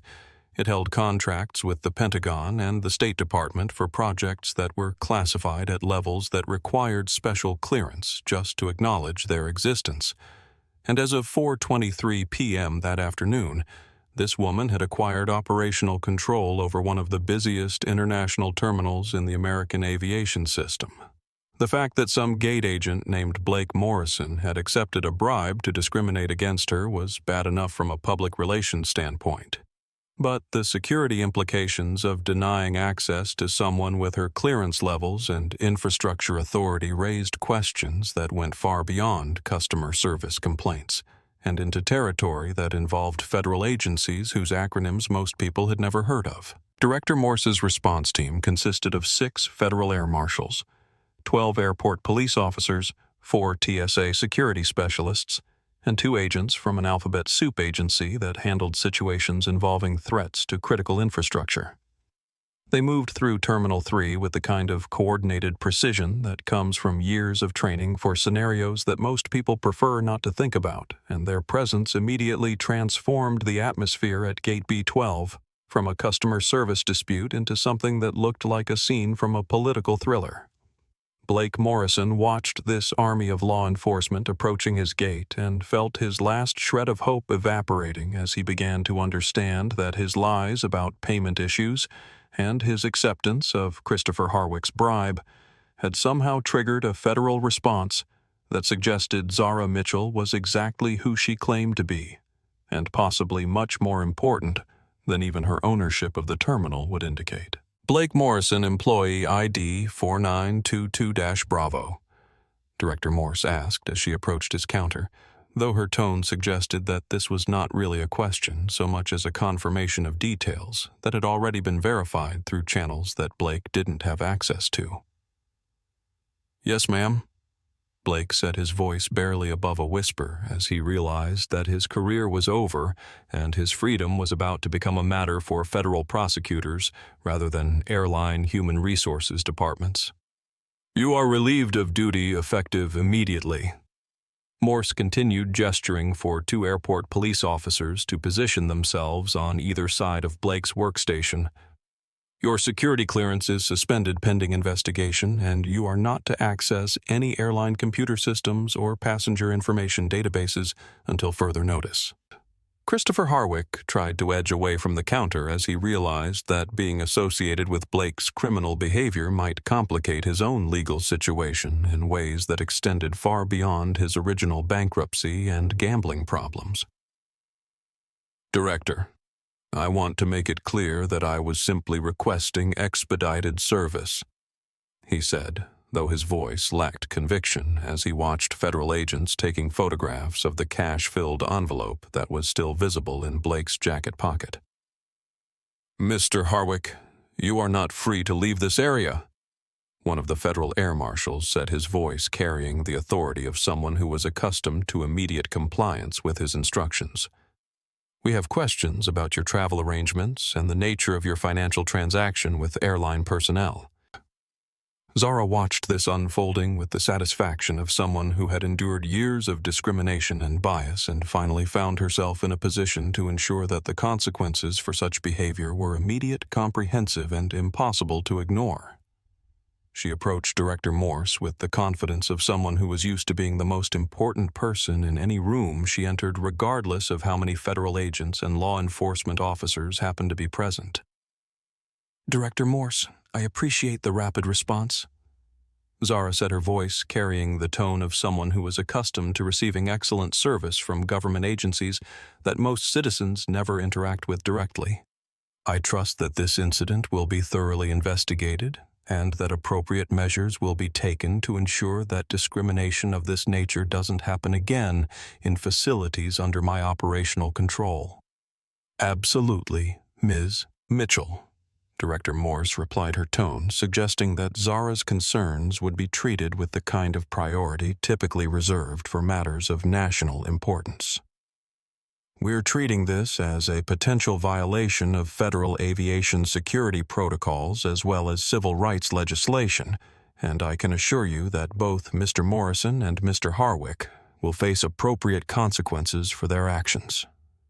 Blake Morrison listened to this conversation with growing horror as he realized that his moment of weakness, his decision to accept a bribe and lie about a passenger's payment status, had somehow escalated into a federal case involving someone whose influence extended far beyond anything he had imagined possible. The $3,000 in his pocket, which had seemed like a solution to his financial problems just an hour ago, now felt like evidence of the worst decision he had ever made in his life. "I want to speak to a lawyer," Blake said, his voice cracking as he realized that he was going to need legal representation for crimes that could result in years in federal prison, rather than simply losing his job at the airline. "That's your right," Director Morse replied, gesturing for the airport police officers to begin the process of securing Blake's workstation and collecting evidence that would be turned over to federal prosecutors. "But I want you to understand that accepting bribes to commit discrimination in federal aviation facilities carries mandatory minimum sentences that lawyers can't negotiate away." Christopher Harwick felt panic rising in his chest as he realized that his attempt to escape his legal troubles in Chicago had instead connected him to federal crimes that would attract much more attention from law enforcement agencies than his bankruptcy, fraud, and gambling debts ever could. "This is ridiculous," he said, his voice rising with desperation. "I just gave the man a tip for good service. Since when is that illegal?" "Since you offered it in exchange for denying service to another passenger based on her race and appearance," one of the federal air marshals replied. "That's not a tip, Mr. Harwick. That's a conspiracy to commit civil rights violations in a federal facility." The crowd of passengers who had gathered to watch this drama unfold was now being organized and questioned by law enforcement officers who were taking statements and collecting contact information from everyone who had witnessed Blake's lies about Zara's payment status, his physical destruction of her property, and his acceptance of Christopher's cash payment. The military veteran in dress blues was giving a detailed account of everything he had observed, while the young mother with 2 children and the businessman with the laptop were providing their own descriptions of behavior that was clearly discriminatory and potentially criminal. Zara looked around at the scene she had triggered with a single phone call and felt the kind of satisfaction that comes from having the resources and authority to ensure that injustice has immediate and meaningful consequences. For too many years, she had been forced to accept discrimination with quiet dignity, to prove her worth repeatedly in spaces where her presence was questioned, and to navigate systems that were designed to exclude people who looked like her, regardless of their qualifications or financial resources. But tonight, for the first time in her life, she had been in a position to ensure that the people who chose to discriminate against her faced consequences that matched the severity of their actions. Blake Morrison and Christopher Harwick had revealed their true characters when they thought they were dealing with someone powerless, and now they were about to learn that power comes in many forms, and that assuming someone is, nobody can be the most expensive mistake a person ever makes. As federal agents began the process of securing evidence and interviewing witnesses, and as Blake Morrison was led away in handcuffs, while Christopher Harwick was detained for questioning about his travel arrangements and financial transactions, Zara Mitchell finally walked toward the jet bridge to board the flight she had paid for, carrying the knowledge that she had just changed the lives of 2 men who had thought that $3,000 was enough to buy the right to treat another human being as less than worthy of basic respect and dignity. Flight 847 to London Heathrow had been scheduled to depart at 8:15 p.m., but by 9:30 p.m. it was still sitting at the gate while federal agents processed what had become one of the most thoroughly documented cases of airline discrimination in recent memory.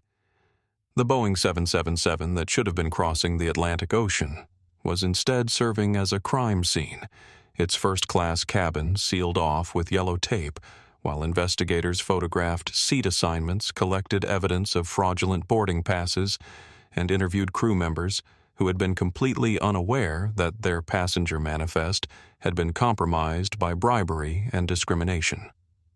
Zara Mitchell sat in the airport's VIP lounge, which Director Morse had opened specifically for her use, while the investigation continued, watching news coverage of the incident unfold on multiple screens that showed footage of Blake Morrison being led away in handcuffs and Christopher Harwick being detained by federal air marshals. The story had already been picked up by major networks with headlines like "Billionaire CEO Discriminated Against at Own Airport" and "Gate Agent Arrested for Accepting Bribes to Deny Service," flashing across screens throughout the terminal. Her damaged phone had been replaced by airport personnel within 20 minutes, and she now had access to the flood of messages and calls that had been pouring in from business associates, government officials, and media outlets who were trying to understand the implications of what had happened at Gate B12. The video footage captured by passenger witnesses had already gone viral on social media with millions of views and thousands of comments that ranged from outrage at Blake's behavior to admiration for Zara's calm handling of the situation. But what struck Zara most as she watched the coverage wasn't the vindication of seeing her attackers face consequences for their actions. It was the realization that this incident had exposed patterns of discrimination that went far beyond one gate agent's bad judgment and one passenger's willingness to pay for preferential treatment. The investigation that had been triggered by her phone call was already revealing systemic problems with how airlines trained their employees, monitored customer service interactions, and responded to complaints of discriminatory treatment. Director Morse appeared in the lounge doorway with the kind of expression that suggested she was delivering news that would require careful consideration. "Ms. Mitchell, we've completed our preliminary investigation of the incident, and I thought you should know what we've discovered about Mr. Morrison and Mr. Harwick before the information becomes public." Zara gestured for the director to sit down, recognizing that whatever information was about to be shared would likely complicate an already complex situation. "What did you find?"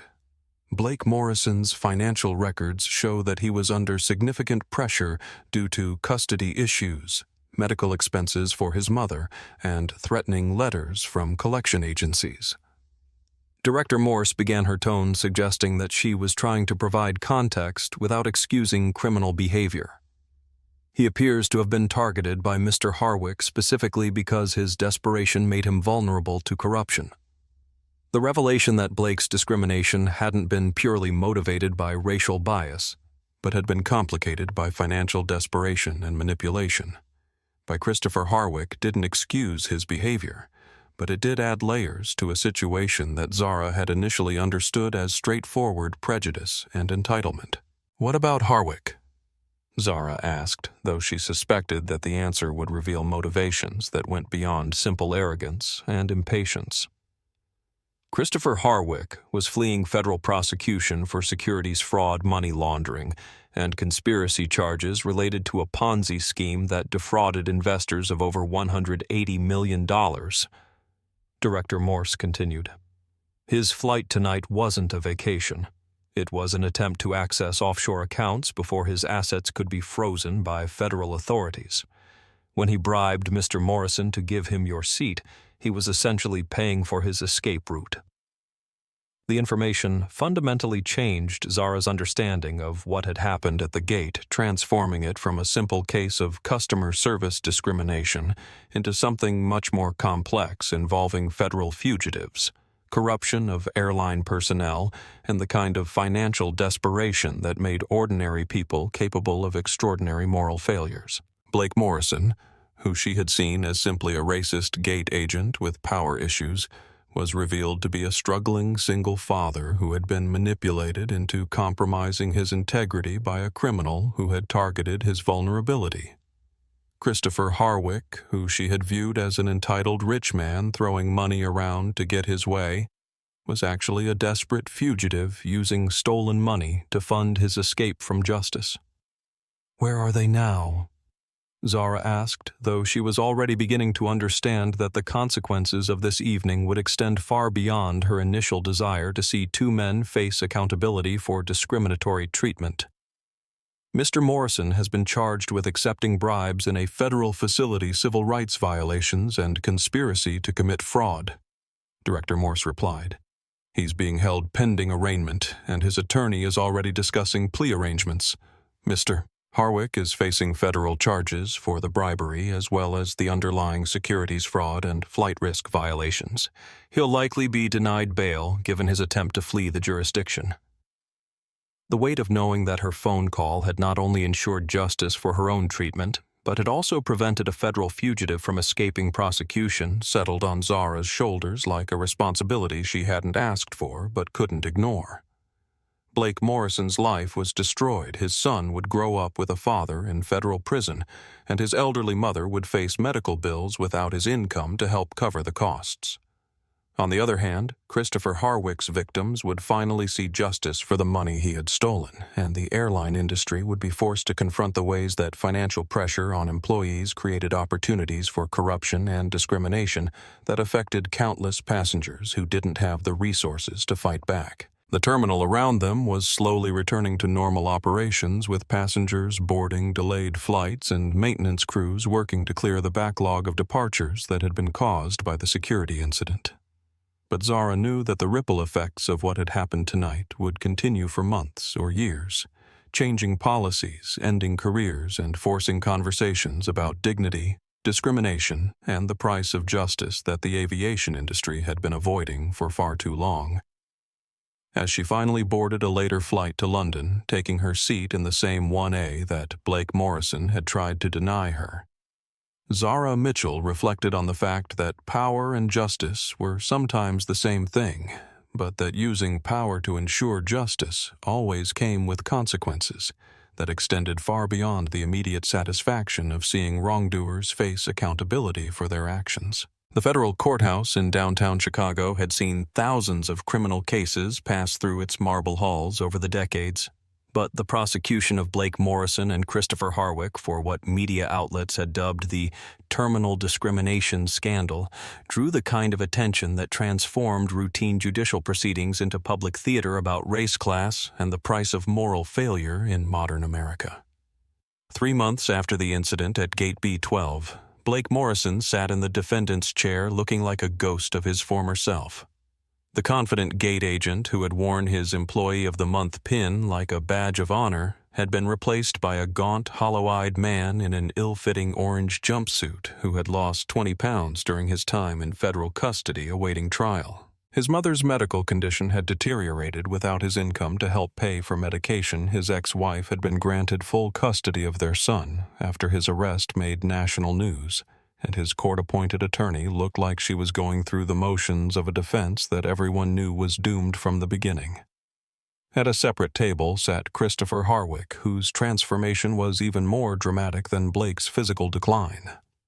The arrogant real estate mogul who had thrown money around like confetti while demanding preferential treatment had been revealed as a desperate criminal whose lifestyle had been funded by stolen money and whose escape attempt had been foiled by his own greed and prejudice.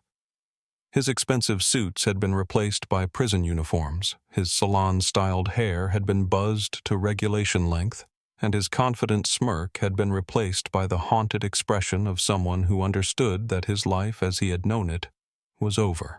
Judge Zara Mitchell had presided over hundreds of federal criminal cases during her 15 years on the bench, but she had never dealt with defendants whose actions had revealed so much about the intersection of economic pressure, racial bias, and institutional corruption in American society.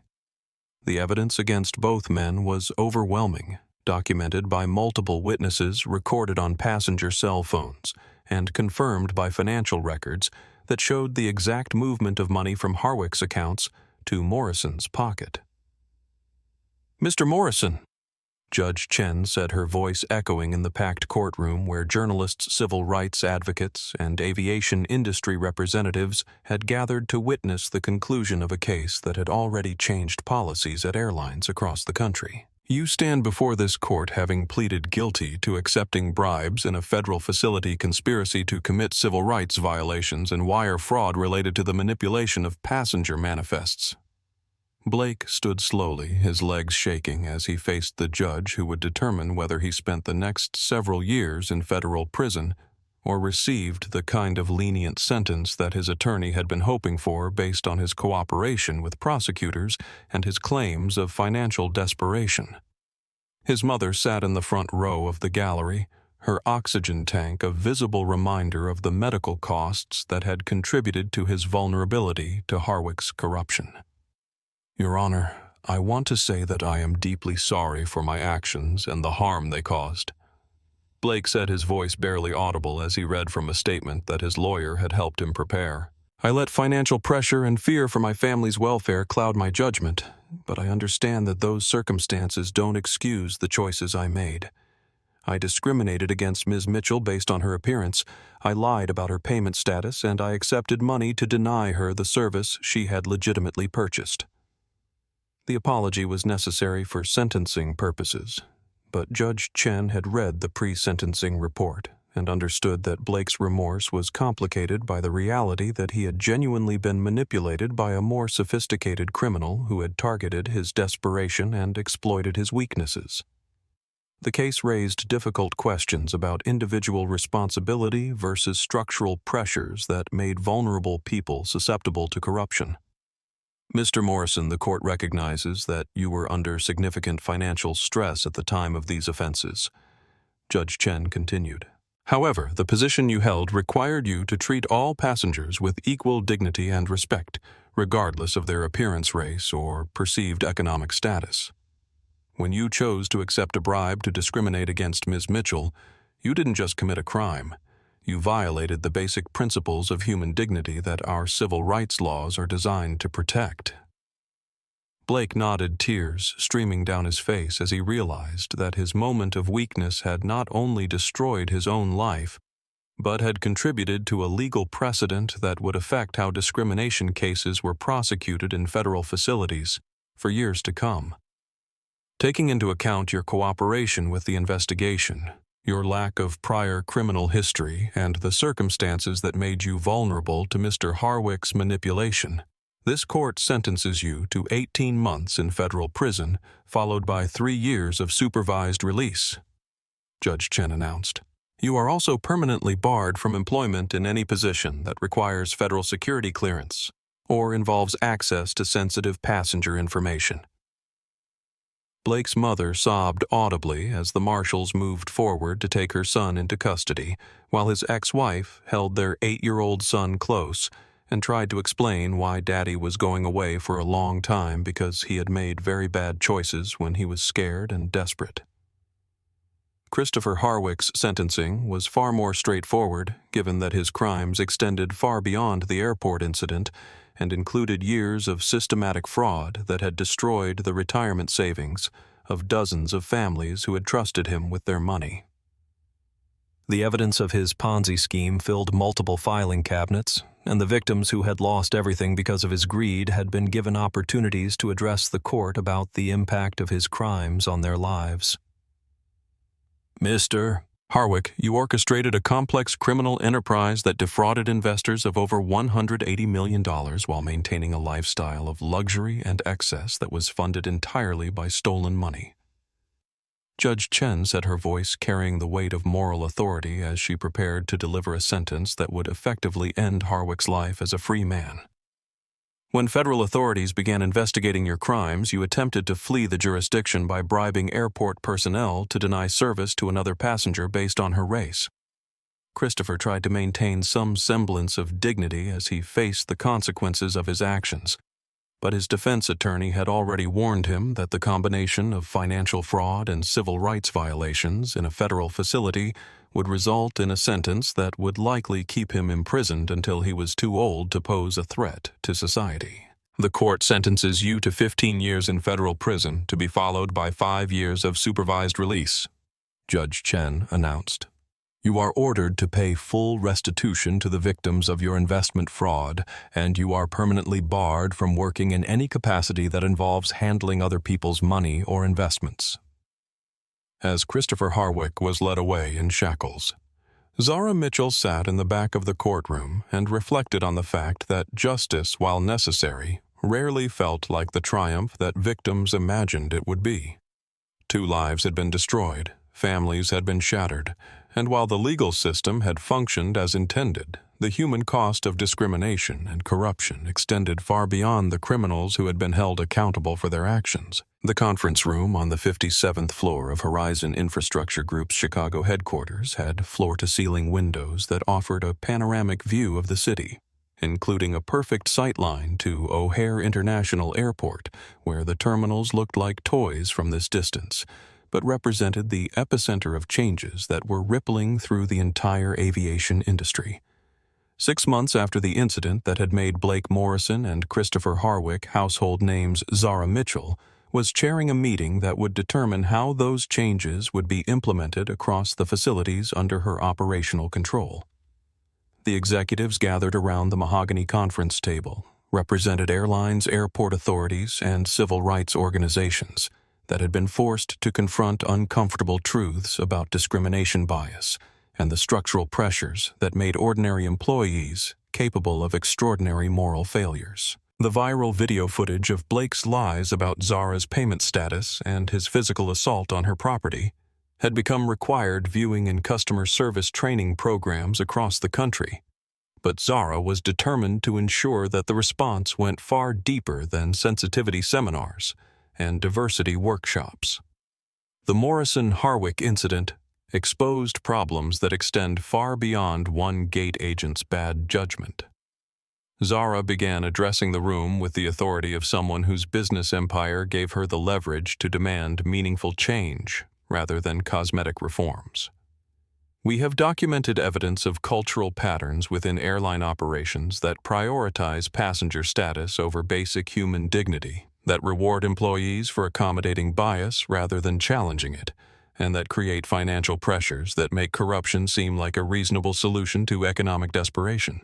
Janet Cruz Blake Morrison's former supervisor had been terminated immediately after the investigation revealed that she had explicitly coached Blake to prioritize premium passengers over policy compliance and had ignored multiple complaints about discriminatory treatment from travelers who didn't have the resources to escalate their concerns to federal authorities.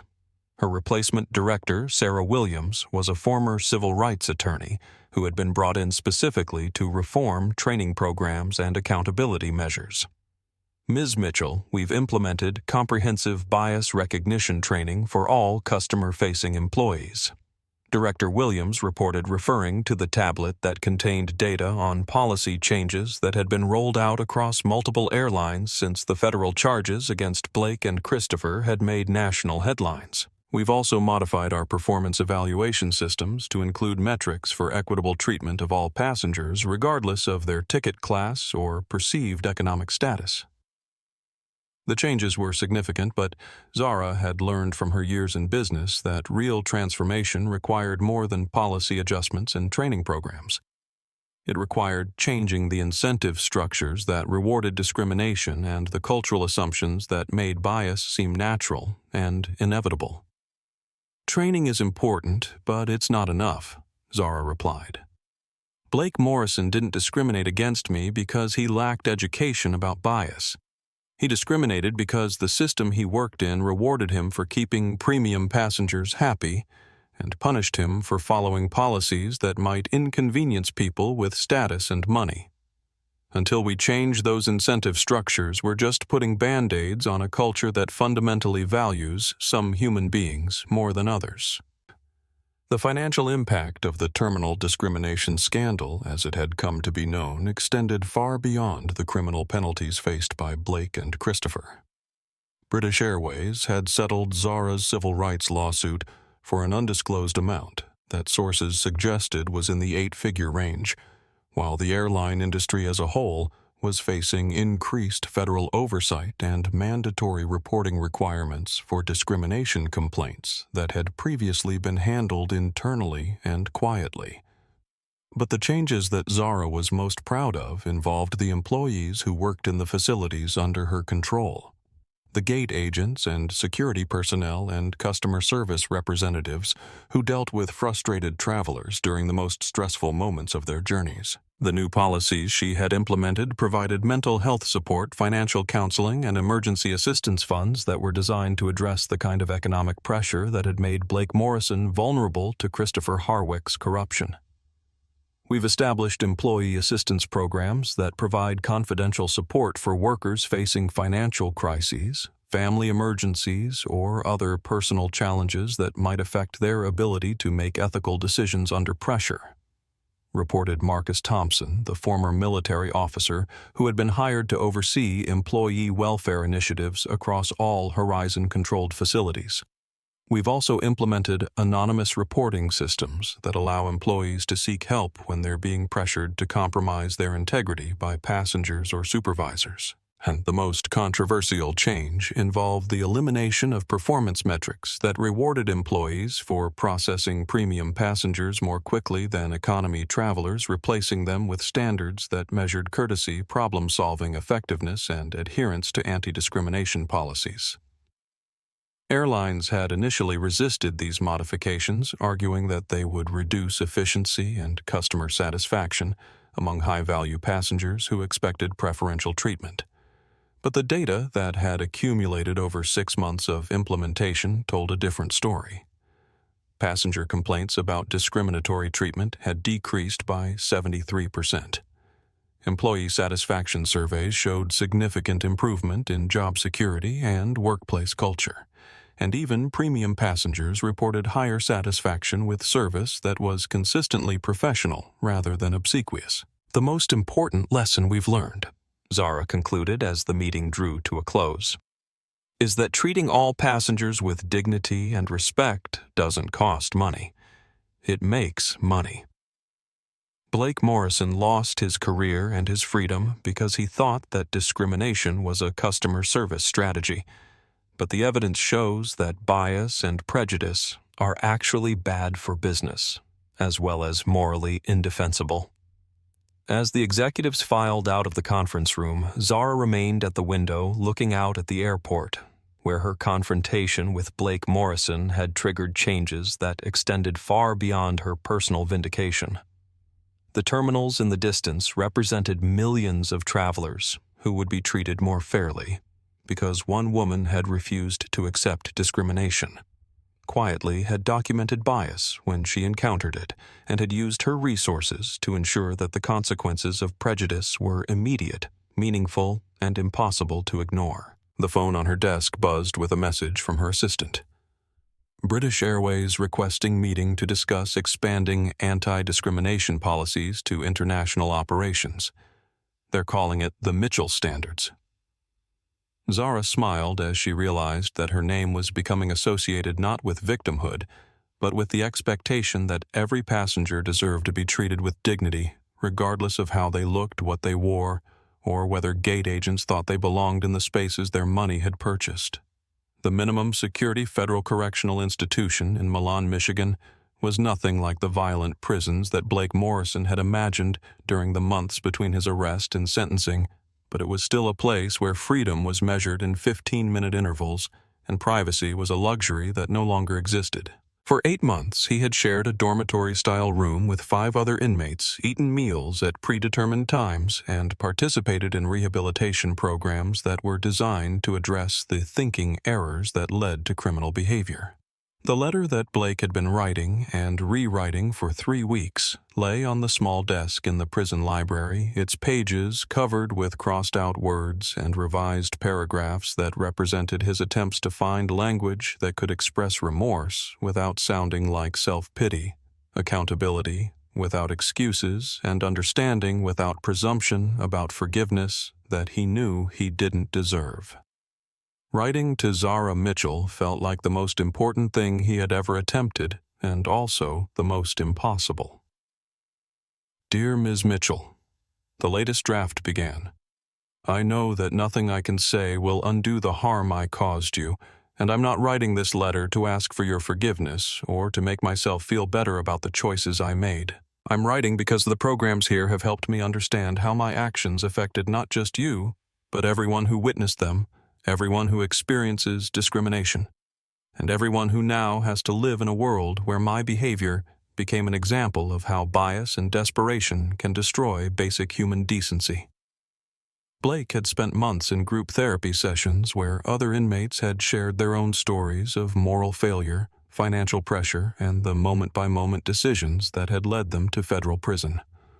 He had learned that his experience wasn't unique, that many people faced with overwhelming circumstances made choices they never thought they were capable of, but that understanding the context of criminal behavior didn't excuse it or reduce the harm it caused to victims.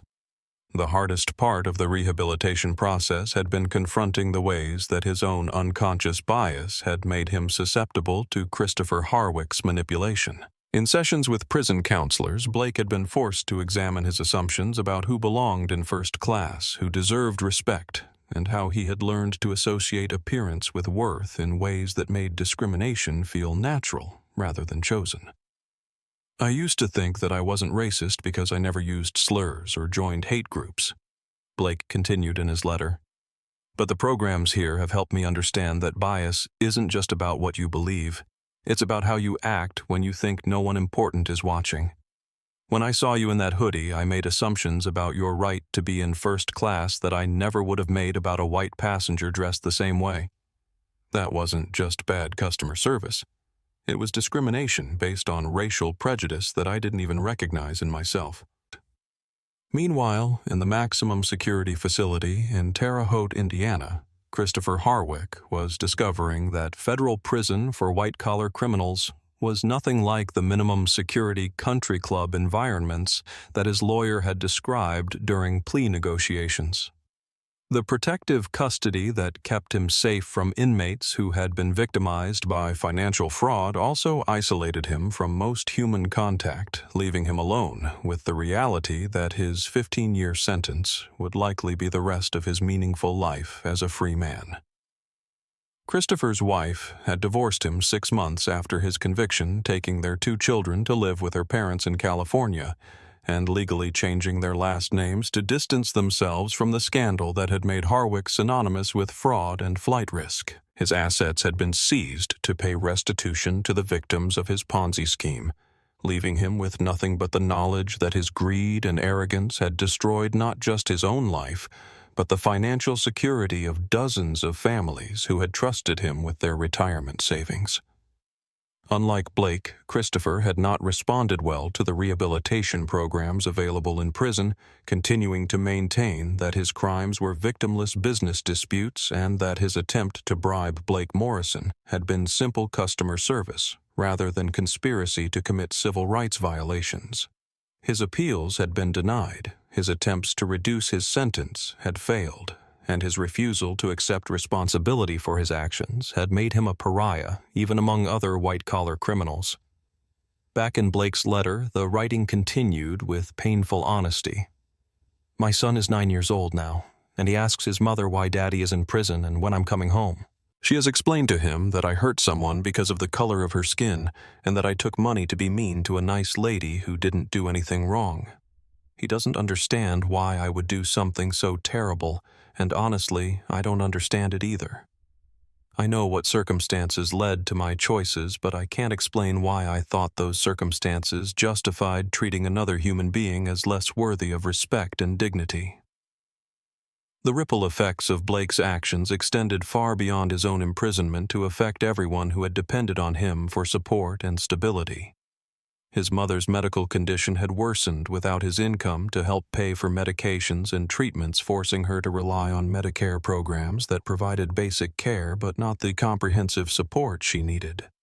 His son was receiving counseling to help him process the shame and confusion of having a father who had become a national symbol of discrimination and corruption. "The worst part isn't the prison sentence or the loss of my career," Blake's letter concluded. "The worst part is knowing that I raised a child who now has to grow up explaining why his father was willing to treat people differently based on how they looked. I've participated in every program available here, not because I think it will reduce my sentence, but because I need to understand how I became someone capable of the choices I made. When I get out, I want to be the kind of person my son can be proud of, even if I can never undo the harm I caused you and everyone who witnessed what I did." Blake never sent that letter.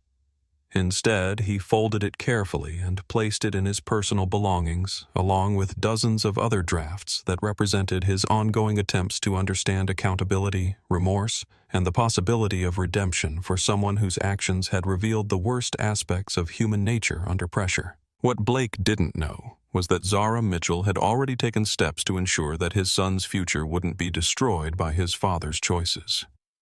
Through an anonymous scholarship fund administered by her foundation, the boy's education would be fully funded through college, giving him opportunities that Blake's criminal record and imprisonment might otherwise have foreclosed. It was an act of grace that Blake would never learn about a recognition that justice sometimes required, ensuring that the innocent victims of criminal choices had access to the resources they needed to build better lives than the ones that had been damaged by discrimination, corruption, and the terrible human cost of moral failure under pressure. 8 months after the incident that had made her a reluctant symbol of justice in the aviation industry, Zara Mitchell walked through the automatic doors of O'Hare International Airport Terminal 3, wearing the same charcoal gray hoodie that had triggered Blake Morrison's discriminatory assumptions and led to the most documented case of airline bias in modern history. But this time, her presence wasn't driven by desperation to reach her dying grandmother or exhaustion from marathon business negotiations. It was a deliberate test of the changes that her confrontation with institutional discrimination had forced throughout the industry. The terminal looked the same from a distance, with its soaring ceilings and gleaming floors, and the constant flow of travelers navigating their way through the controlled chaos of international air travel. But Zara could see subtle differences that reflected the cultural transformation that had been implemented across all facilities under her operational control. Digital displays promoted respectful treatment of all passengers. Customer service stations were staffed with employees who had completed comprehensive bias recognition training, and surveillance systems, now included mandatory review protocols for interactions that might involve discriminatory treatment. More importantly, the atmosphere felt different in ways that were harder to quantify but impossible to miss for someone who had experienced the before and after of institutional change. The interactions between staff and passengers carried a more consistent professionalism that didn't shift based on ticket class or assumptions about economic status, and the employee break areas displayed reminders about dignity, respect, and the expectation that everyone who worked in the terminal would treat every traveler as a valued guest. Zara made her way through the concourse with deliberate casualness, observing the natural flow of customer service interactions, without revealing her identity or authority. She wanted to see how the new policies functioned when employees thought they were dealing with ordinary passengers rather than performing for the owner of the building, and she was particularly interested in how staff handled situations involving travelers who didn't fit conventional expectations about who belonged in premium spaces. At Gate B12, the same location where Blake Morrison had accepted Christopher Harwick's bribe to deny her service, a new gate agent named Patricia Williams was dealing with exactly the kind of situation that had exposed the discriminatory culture of the old management system. A young man in gym clothes and sneakers, carrying a skateboard and looking frantic with stress, was pleading for help with a missed connection that threatened to prevent him from reaching his sister's wedding in Denver. "I'm telling you, I missed the cutoff by just 2 minutes because the train broke down." The young man explained, his voice cracking with desperation, as he held up his phone to show the delayed arrival notification that had caused him to reach the gate after the boarding deadline. "I've been saving for months to afford this ticket, and if I can't get to Denver tonight, I'll miss the ceremony. Please, there has to be something you can do." Under the old system, this interaction would likely have resulted in rigid adherence to policy, with the gate agent explaining that missed connections were the passenger's responsibility and suggesting that he purchase a new ticket at full price or wait for the next available flight with space. Blake Morrison had been trained to prioritize efficiency over problem-solving, to view passenger distress as a potential threat to operational smooth functioning, rather than as an opportunity to demonstrate the kind of service that created customer loyalty. But Patricia Williams had been hired and trained under the new protocols that emphasized creative problem-solving empathy and the understanding that every passenger represented someone's family member, someone's important journey, someone's once-in-a-lifetime experience that deserved respect regardless of their appearance or ticket class. "Let me see what options I have available," Patricia said, her voice carrying genuine concern as she began typing rapidly on her computer keyboard. "I can't reopen this flight because the manifest is already sealed, but we have a code share agreement with United and they have a departure to Denver in about 90 minutes. I can transfer your ticket value and get you on that flight for just the change fee, which would be $40. Can you manage that?" The young man's face lit up with relief and gratitude as he realized that someone in authority was actually trying to help him, rather than simply enforcing rules that would result in his missing one of the most important events in his family's life. "Yes, absolutely, I can do $40, he said, his voice shaking with emotion. "Thank you so much for actually caring enough to find a solution." Zara watched this interaction from a distance, feeling a deep satisfaction that went far beyond personal vindication to encompass the knowledge that systemic change was possible when institutions were held accountable for the culture they created and maintained. Patricia Williams was demonstrating exactly the kind of customer service that Blake Morrison could have provided if he had been working within a system that rewarded empathy and problem-solving rather than bias and rigid adherence to policies that served efficiency over humanity. As the young man hurried away with his new boarding pass and directions to the United Gate, Patricia looked up and noticed Zara standing nearby. There was a moment of recognition as the gate agent realized that she was looking at the woman whose confrontation with discrimination had led to the job she now held, the training she had received, and the expectation that every passenger would be treated with dignity regardless of their appearance or assumptions about their economic status. "Ms. Mitchell," Patricia said, standing up straighter as she recognized the person whose experience had become a catalyst for industry-wide reform. I hope you saw that we're really trying to live up to the standards you helped establish here. I saw exactly what I hoped to see, Zara replied, approaching the counter with a smile that reflected genuine pride in the transformation that had been achieved through sustained effort and institutional commitment to change. You didn't just follow policy. You solved a problem. You didn't just process a transaction. You helped someone get to one of the most important days in his family's life. That's what customer service looks like when it's based on seeing every passenger as a complete human being with dignity and worth. Patricia beamed with pride as she realized that her approach to customer service had been validated by someone whose opinion carried the weight of institutional authority.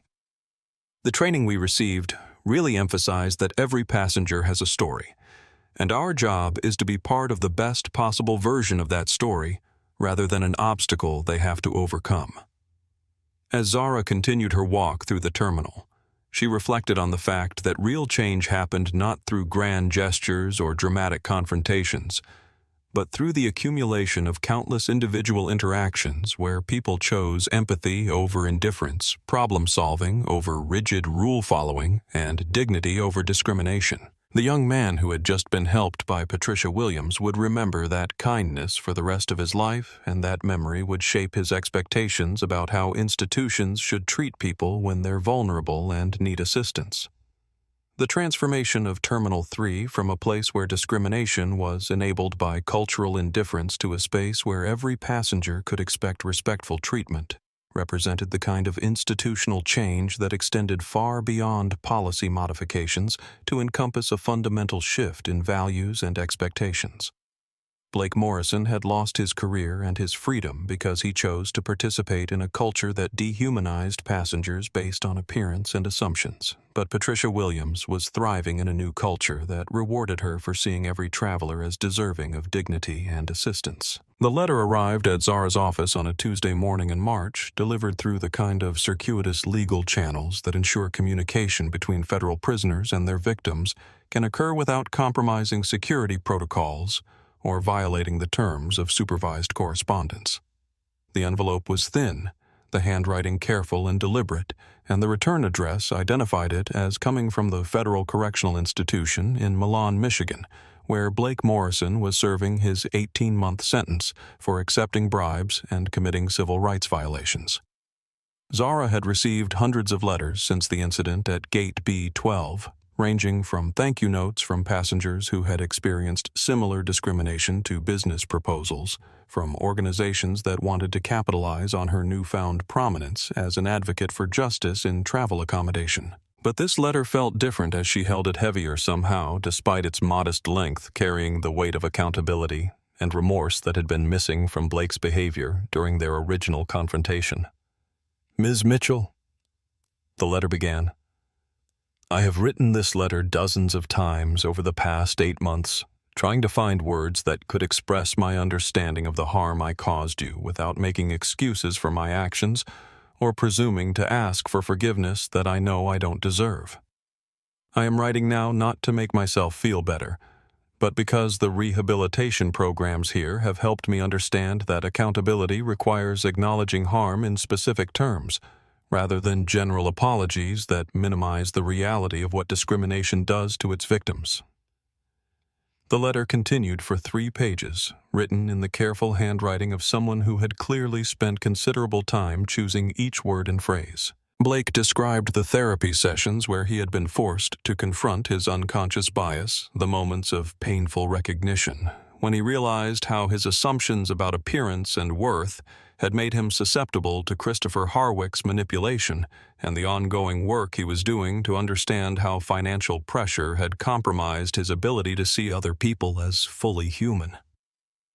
I used to think that I couldn't be racist because I never used slurs or joined hate groups, Blake wrote in the section that Zara read twice, trying to understand whether his insights represented genuine growth or simply the kind of therapeutic language that prisoners learn to use in letters that might be reviewed by parole boards. But I've learned that bias isn't just about what you believe in your conscious mind. It's about how you react when you're under pressure and think no one important is watching. When I saw you in that hoodie, I made assumptions about your right to be in first class that I never would have made about a white passenger dressed the same way." The letter included no requests for meetings, no appeals for clemency, and no suggestions that his punishment had been excessive given his circumstances. Instead, it focused on Blake's growing understanding of how discrimination affected not just its immediate victims, but everyone who witnessed it, everyone who worked within institutions that enabled it, and everyone who had to live in a society where bias was treated as normal rather than harmful. "The worst part isn't the prison sentence or the loss of my career," Blake concluded. "The worst part is knowing that my son now has to grow up explaining why his father was willing to treat people differently based on how they looked. I can't undo the harm I caused you, but I can commit to becoming the kind of person who would never again choose financial pressure over human dignity, who would never again allow desperation to compromise basic respect for other people's worth." Zara set the letter down on her desk and stared out the window at the Chicago skyline, processing the complexity of emotions that came from reading genuine remorse from someone whose actions had caused her pain and humiliation. The letter suggested that Blake Morrison was engaging seriously with the consequences of his choices, but it also raised questions about forgiveness, accountability, and whether understanding the causes of harmful behavior created any obligation to respond with mercy rather than simple justice. The investigation that had followed Blake's arrest had revealed the full extent of his financial desperation, the custody battle that was draining his savings, the medical bills for his mother's diabetes treatment that consumed most of his paycheck, and the collection agencies that had been threatening legal action if he didn't make payments on debts that were growing faster than his income. Christopher Harwick had targeted Blake specifically because his vulnerability made him susceptible to corruption, offering money that represented temporary relief from pressures that felt overwhelming and inescapable. Understanding those pressures didn't excuse Blake's discrimination or justify his acceptance of bribes, but it did complicate Zara's feelings about the consequences he was facing. His 8-year-old son was growing up without his father attending school where other children might recognize his last name from news coverage of the discrimination incident. His elderly mother was struggling with medical costs that had become more difficult to manage without Blake's financial contribution to her care.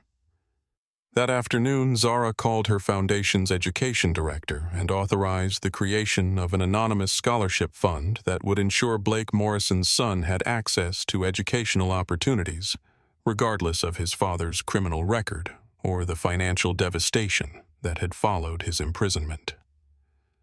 The scholarship would cover tuition books and living expenses through college, giving the boy a chance to build a life that wasn't limited by his father's choices. It was an act of grace that Blake would never learn about a recognition that justice sometimes required protecting the innocent victims of criminal choices from bearing the full burden of consequences they hadn't chosen. Zara didn't make this decision because she forgave Blake Morrison, or because she thought his punishment was excessive, but because his son deserved opportunities that wouldn't be available if his father's discrimination continued to destroy his family's future. The letter remained on Zara's desk for several days before she finally dictated a brief response that acknowledged Blake's communication without offering the absolution he hadn't requested. "Mr. Morrison, I received your letter and appreciate your willingness to examine the choices that led to your current situation. Real accountability requires sustained commitment to change rather than expressions of remorse, and I hope your rehabilitation continues to provide insights that prevent future harm to others." She never mentioned the scholarship fund, never revealed her decision to ensure that his family wouldn't bear the full financial burden of his choices, and never suggested that understanding the context of his actions had diminished her commitment to ensuring that discrimination faced immediate and meaningful consequences. Justice and mercy, Zara had learned, weren't opposites but different aspects of the same commitment to human dignity that required both accountability for harmful choices and protection for innocent people who became collateral damage in the aftermath of moral failure. 14 months after the confrontation that had changed multiple lives and forced an entire industry to examine its treatment of passengers, Zara Mitchell found herself back in seat 1A of a British Airways flight, but this time her journey to London was driven by celebration rather than desperation. Her grandmother's memorial garden was finally ready for dedication, and the quiet ceremony that awaited her in London would honor the woman who had taught her that dignity was never negotiable, and that power without compassion was just another form of cruelty. The flight attendant who approached her seat was Nancy Rodriguez, the same crew member who had witnessed the original confrontation with Blake Morrison and had seen the transformation of airline culture that had followed in its aftermath. Nancy had been working international flights for 15 years, and she had watched the gradual evolution of industry policies from the inside, seeing how the Mitchell standards had changed not just training programs and customer service protocols, but the fundamental expectations about how passengers should be treated regardless of their appearance or ticket class. "Miss Mitchell, it's good to see you again," Nancy said, her voice carrying genuine warmth rather than the practiced courtesy that characterized most airline interactions. "I wanted you to know that the changes your experience triggered have made this a much better job for all of us. We're not just serving passengers anymore, we're protecting their dignity." As the plane prepared for departure, Zara reflected on the ripple effects that had spread from a single moment of discrimination to encompass changes that would affect millions of travelers for years to come. The Mitchell standards had been adopted by airlines across multiple continents, creating expectations about respectful treatment that went far beyond the United States aviation system to influence how hospitality industries approached customer service in contexts where bias and discrimination had previously been overlooked or excused. But the most meaningful changes weren't the policy modifications or training programs that had received media attention. They were the countless individual interactions where employees now chose empathy over efficiency, problem-solving over rigid rule enforcement, and dignity over discrimination. Gate agents like Patricia Williams were helping passengers navigate travel emergencies with creativity and compassion. Security personnel were treating all travelers with consistent professionalism, and airline executives were measuring success not just by profit margins, but by passenger satisfaction surveys that specifically evaluated respectful treatment across demographic categories. As the aircraft reached cruising altitude, and Zara opened her laptop to review the memorial ceremony program, she noticed a young black girl, perhaps 11 or 12 years old, walking confidently down the aisle toward the restroom. The girl wore a NASA sweatshirt and carried herself with the kind of quiet confidence that suggested she was accustomed to traveling alone and expecting respectful treatment from airline staff regardless of her age or appearance. When the girl returned to her seat in the premium cabin, none of the flight attendants questioned her right to be there. None of the other passengers stared with suspicion, and none of the crew members made assumptions about whether her ticket was legitimate or her presence was appropriate. She was simply another passenger, another traveler, another human being, whose dignity was protected by institutional changes that had made discrimination more difficult and respectful treatment more automatic. Zara smiled as she realized that this was what justice looked like in practice. Not dramatic courtroom victories or media coverage of criminal sentencing, but the quiet transformation of everyday interactions that ensured future travelers wouldn't face the assumptions and barriers that had characterized her own experience before she had the resources and authority to fight back. Her phone buzzed with a message from Patricia Williams at Gate B12. "Helped a military family navigate a connection emergency today. The new protocols worked perfectly, and they made their son's graduation ceremony. Thank you for showing us what real customer service looks like." The message was followed by a photo of the family at the gate, smiling with relief and gratitude as they held boarding passes that would get them to their destination on time. It was the kind of simple human moment that represented the ultimate purpose of institutional change, ensuring that systems served people rather than forcing people to navigate hostile systems that treated their needs as inconveniences. As the plane began its descent into London Heathrow, Zara looked out at the city where her grandmother had lived her final years fighting cancer with the same dignity and determination that had characterized her response to decades of discrimination and struggle. The memorial garden that awaited dedication was located in a community center that served immigrant families, many of whom faced the same barriers and assumptions that had shaped her grandmother's life and had continued to affect Zara's experience even after she had achieved wealth and success. The ceremony would be small and private, attended by people who had known her grandmother as a community advocate rather than as the relative of a billionaire, but it would represent the completion of a promise that Zara had made during her grandmother's final days, that her legacy would include not just personal success, but institutional change that protected the dignity of people who didn't have the resources to protect themselves. During the memorial service, as Zara spoke about her grandmother's teaching, that character was revealed not in moments of comfort but in responses to injustice. She realized that the confrontation at Gate B12 had been less about her own vindication and more about honoring the values that had been passed down through generations of women who had faced discrimination with grace and had used their strength to create opportunities for others. The Mitchell standards weren't just policies about airline customer service. They were institutional recognition that every person deserved to be treated with dignity regardless of their appearance, their accent, their ticket class, or their assumptions about their economic status. They represented the kind of change that her grandmother had dreamed of but had never lived to see, a world where bias and discrimination faced immediate consequences and where empathy and respect were expected rather than exceptional. As Zara flew back to Chicago the following week, she carried with her the knowledge that justice was not a destination but a continuous process of choosing compassion over cruelty, dignity over discrimination, and hope over cynicism. Blake Morrison was serving his sentence and learning to understand the harm that unconscious bias could cause when it was amplified by desperation. Christopher Harwick was facing the consequences of a lifetime of choices that had prioritized greed over integrity.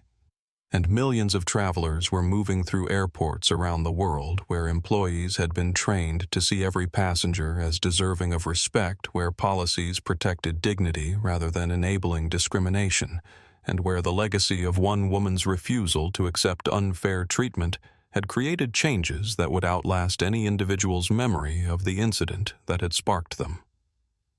The plane touched down in Chicago as the sun was setting, painting the sky in colors that reminded Zara of her grandmother's garden and the promise that beauty could grow from the hardest ground if it was tended with patience, determination, and an unwavering commitment to the belief that everyone deserved to be treated as if they mattered. 3 years have passed since that snowy New Year's Eve at O'Hare Terminal 3, and the changes that began with one woman's refusal to accept discrimination have rippled far beyond the aviation industry. The Mitchell standards are now taught in business schools as a case study in how individual courage can transform institutional culture, while airports around the world have implemented policies that prioritize dignity over status and respect over revenue. Blake Morrison completed his sentence and now works with rehabilitation programs that help former inmates understand how unconscious bias can lead to criminal choices. His son, whose education is secured by an anonymous scholarship fund, recently wrote an essay about how his father's mistakes taught him that character is defined by what you do when you think nobody important is watching. Christopher Harwick remains in federal prison, his 15-year sentence, a reminder that corruption and discrimination in public spaces carry consequences that extend far beyond individual harm to encompass threats to the basic principles of equal treatment and human dignity. If this story moved you, please subscribe to our channel and share your thoughts about how we can continue building a world where everyone is treated with the respect they deserve. Let us know in the comments how you've witnessed discrimination or stood up for others in your own life. Together we can ensure that dignity is never negotiable and that justice remains accessible to everyone, not just those with the power to demand it.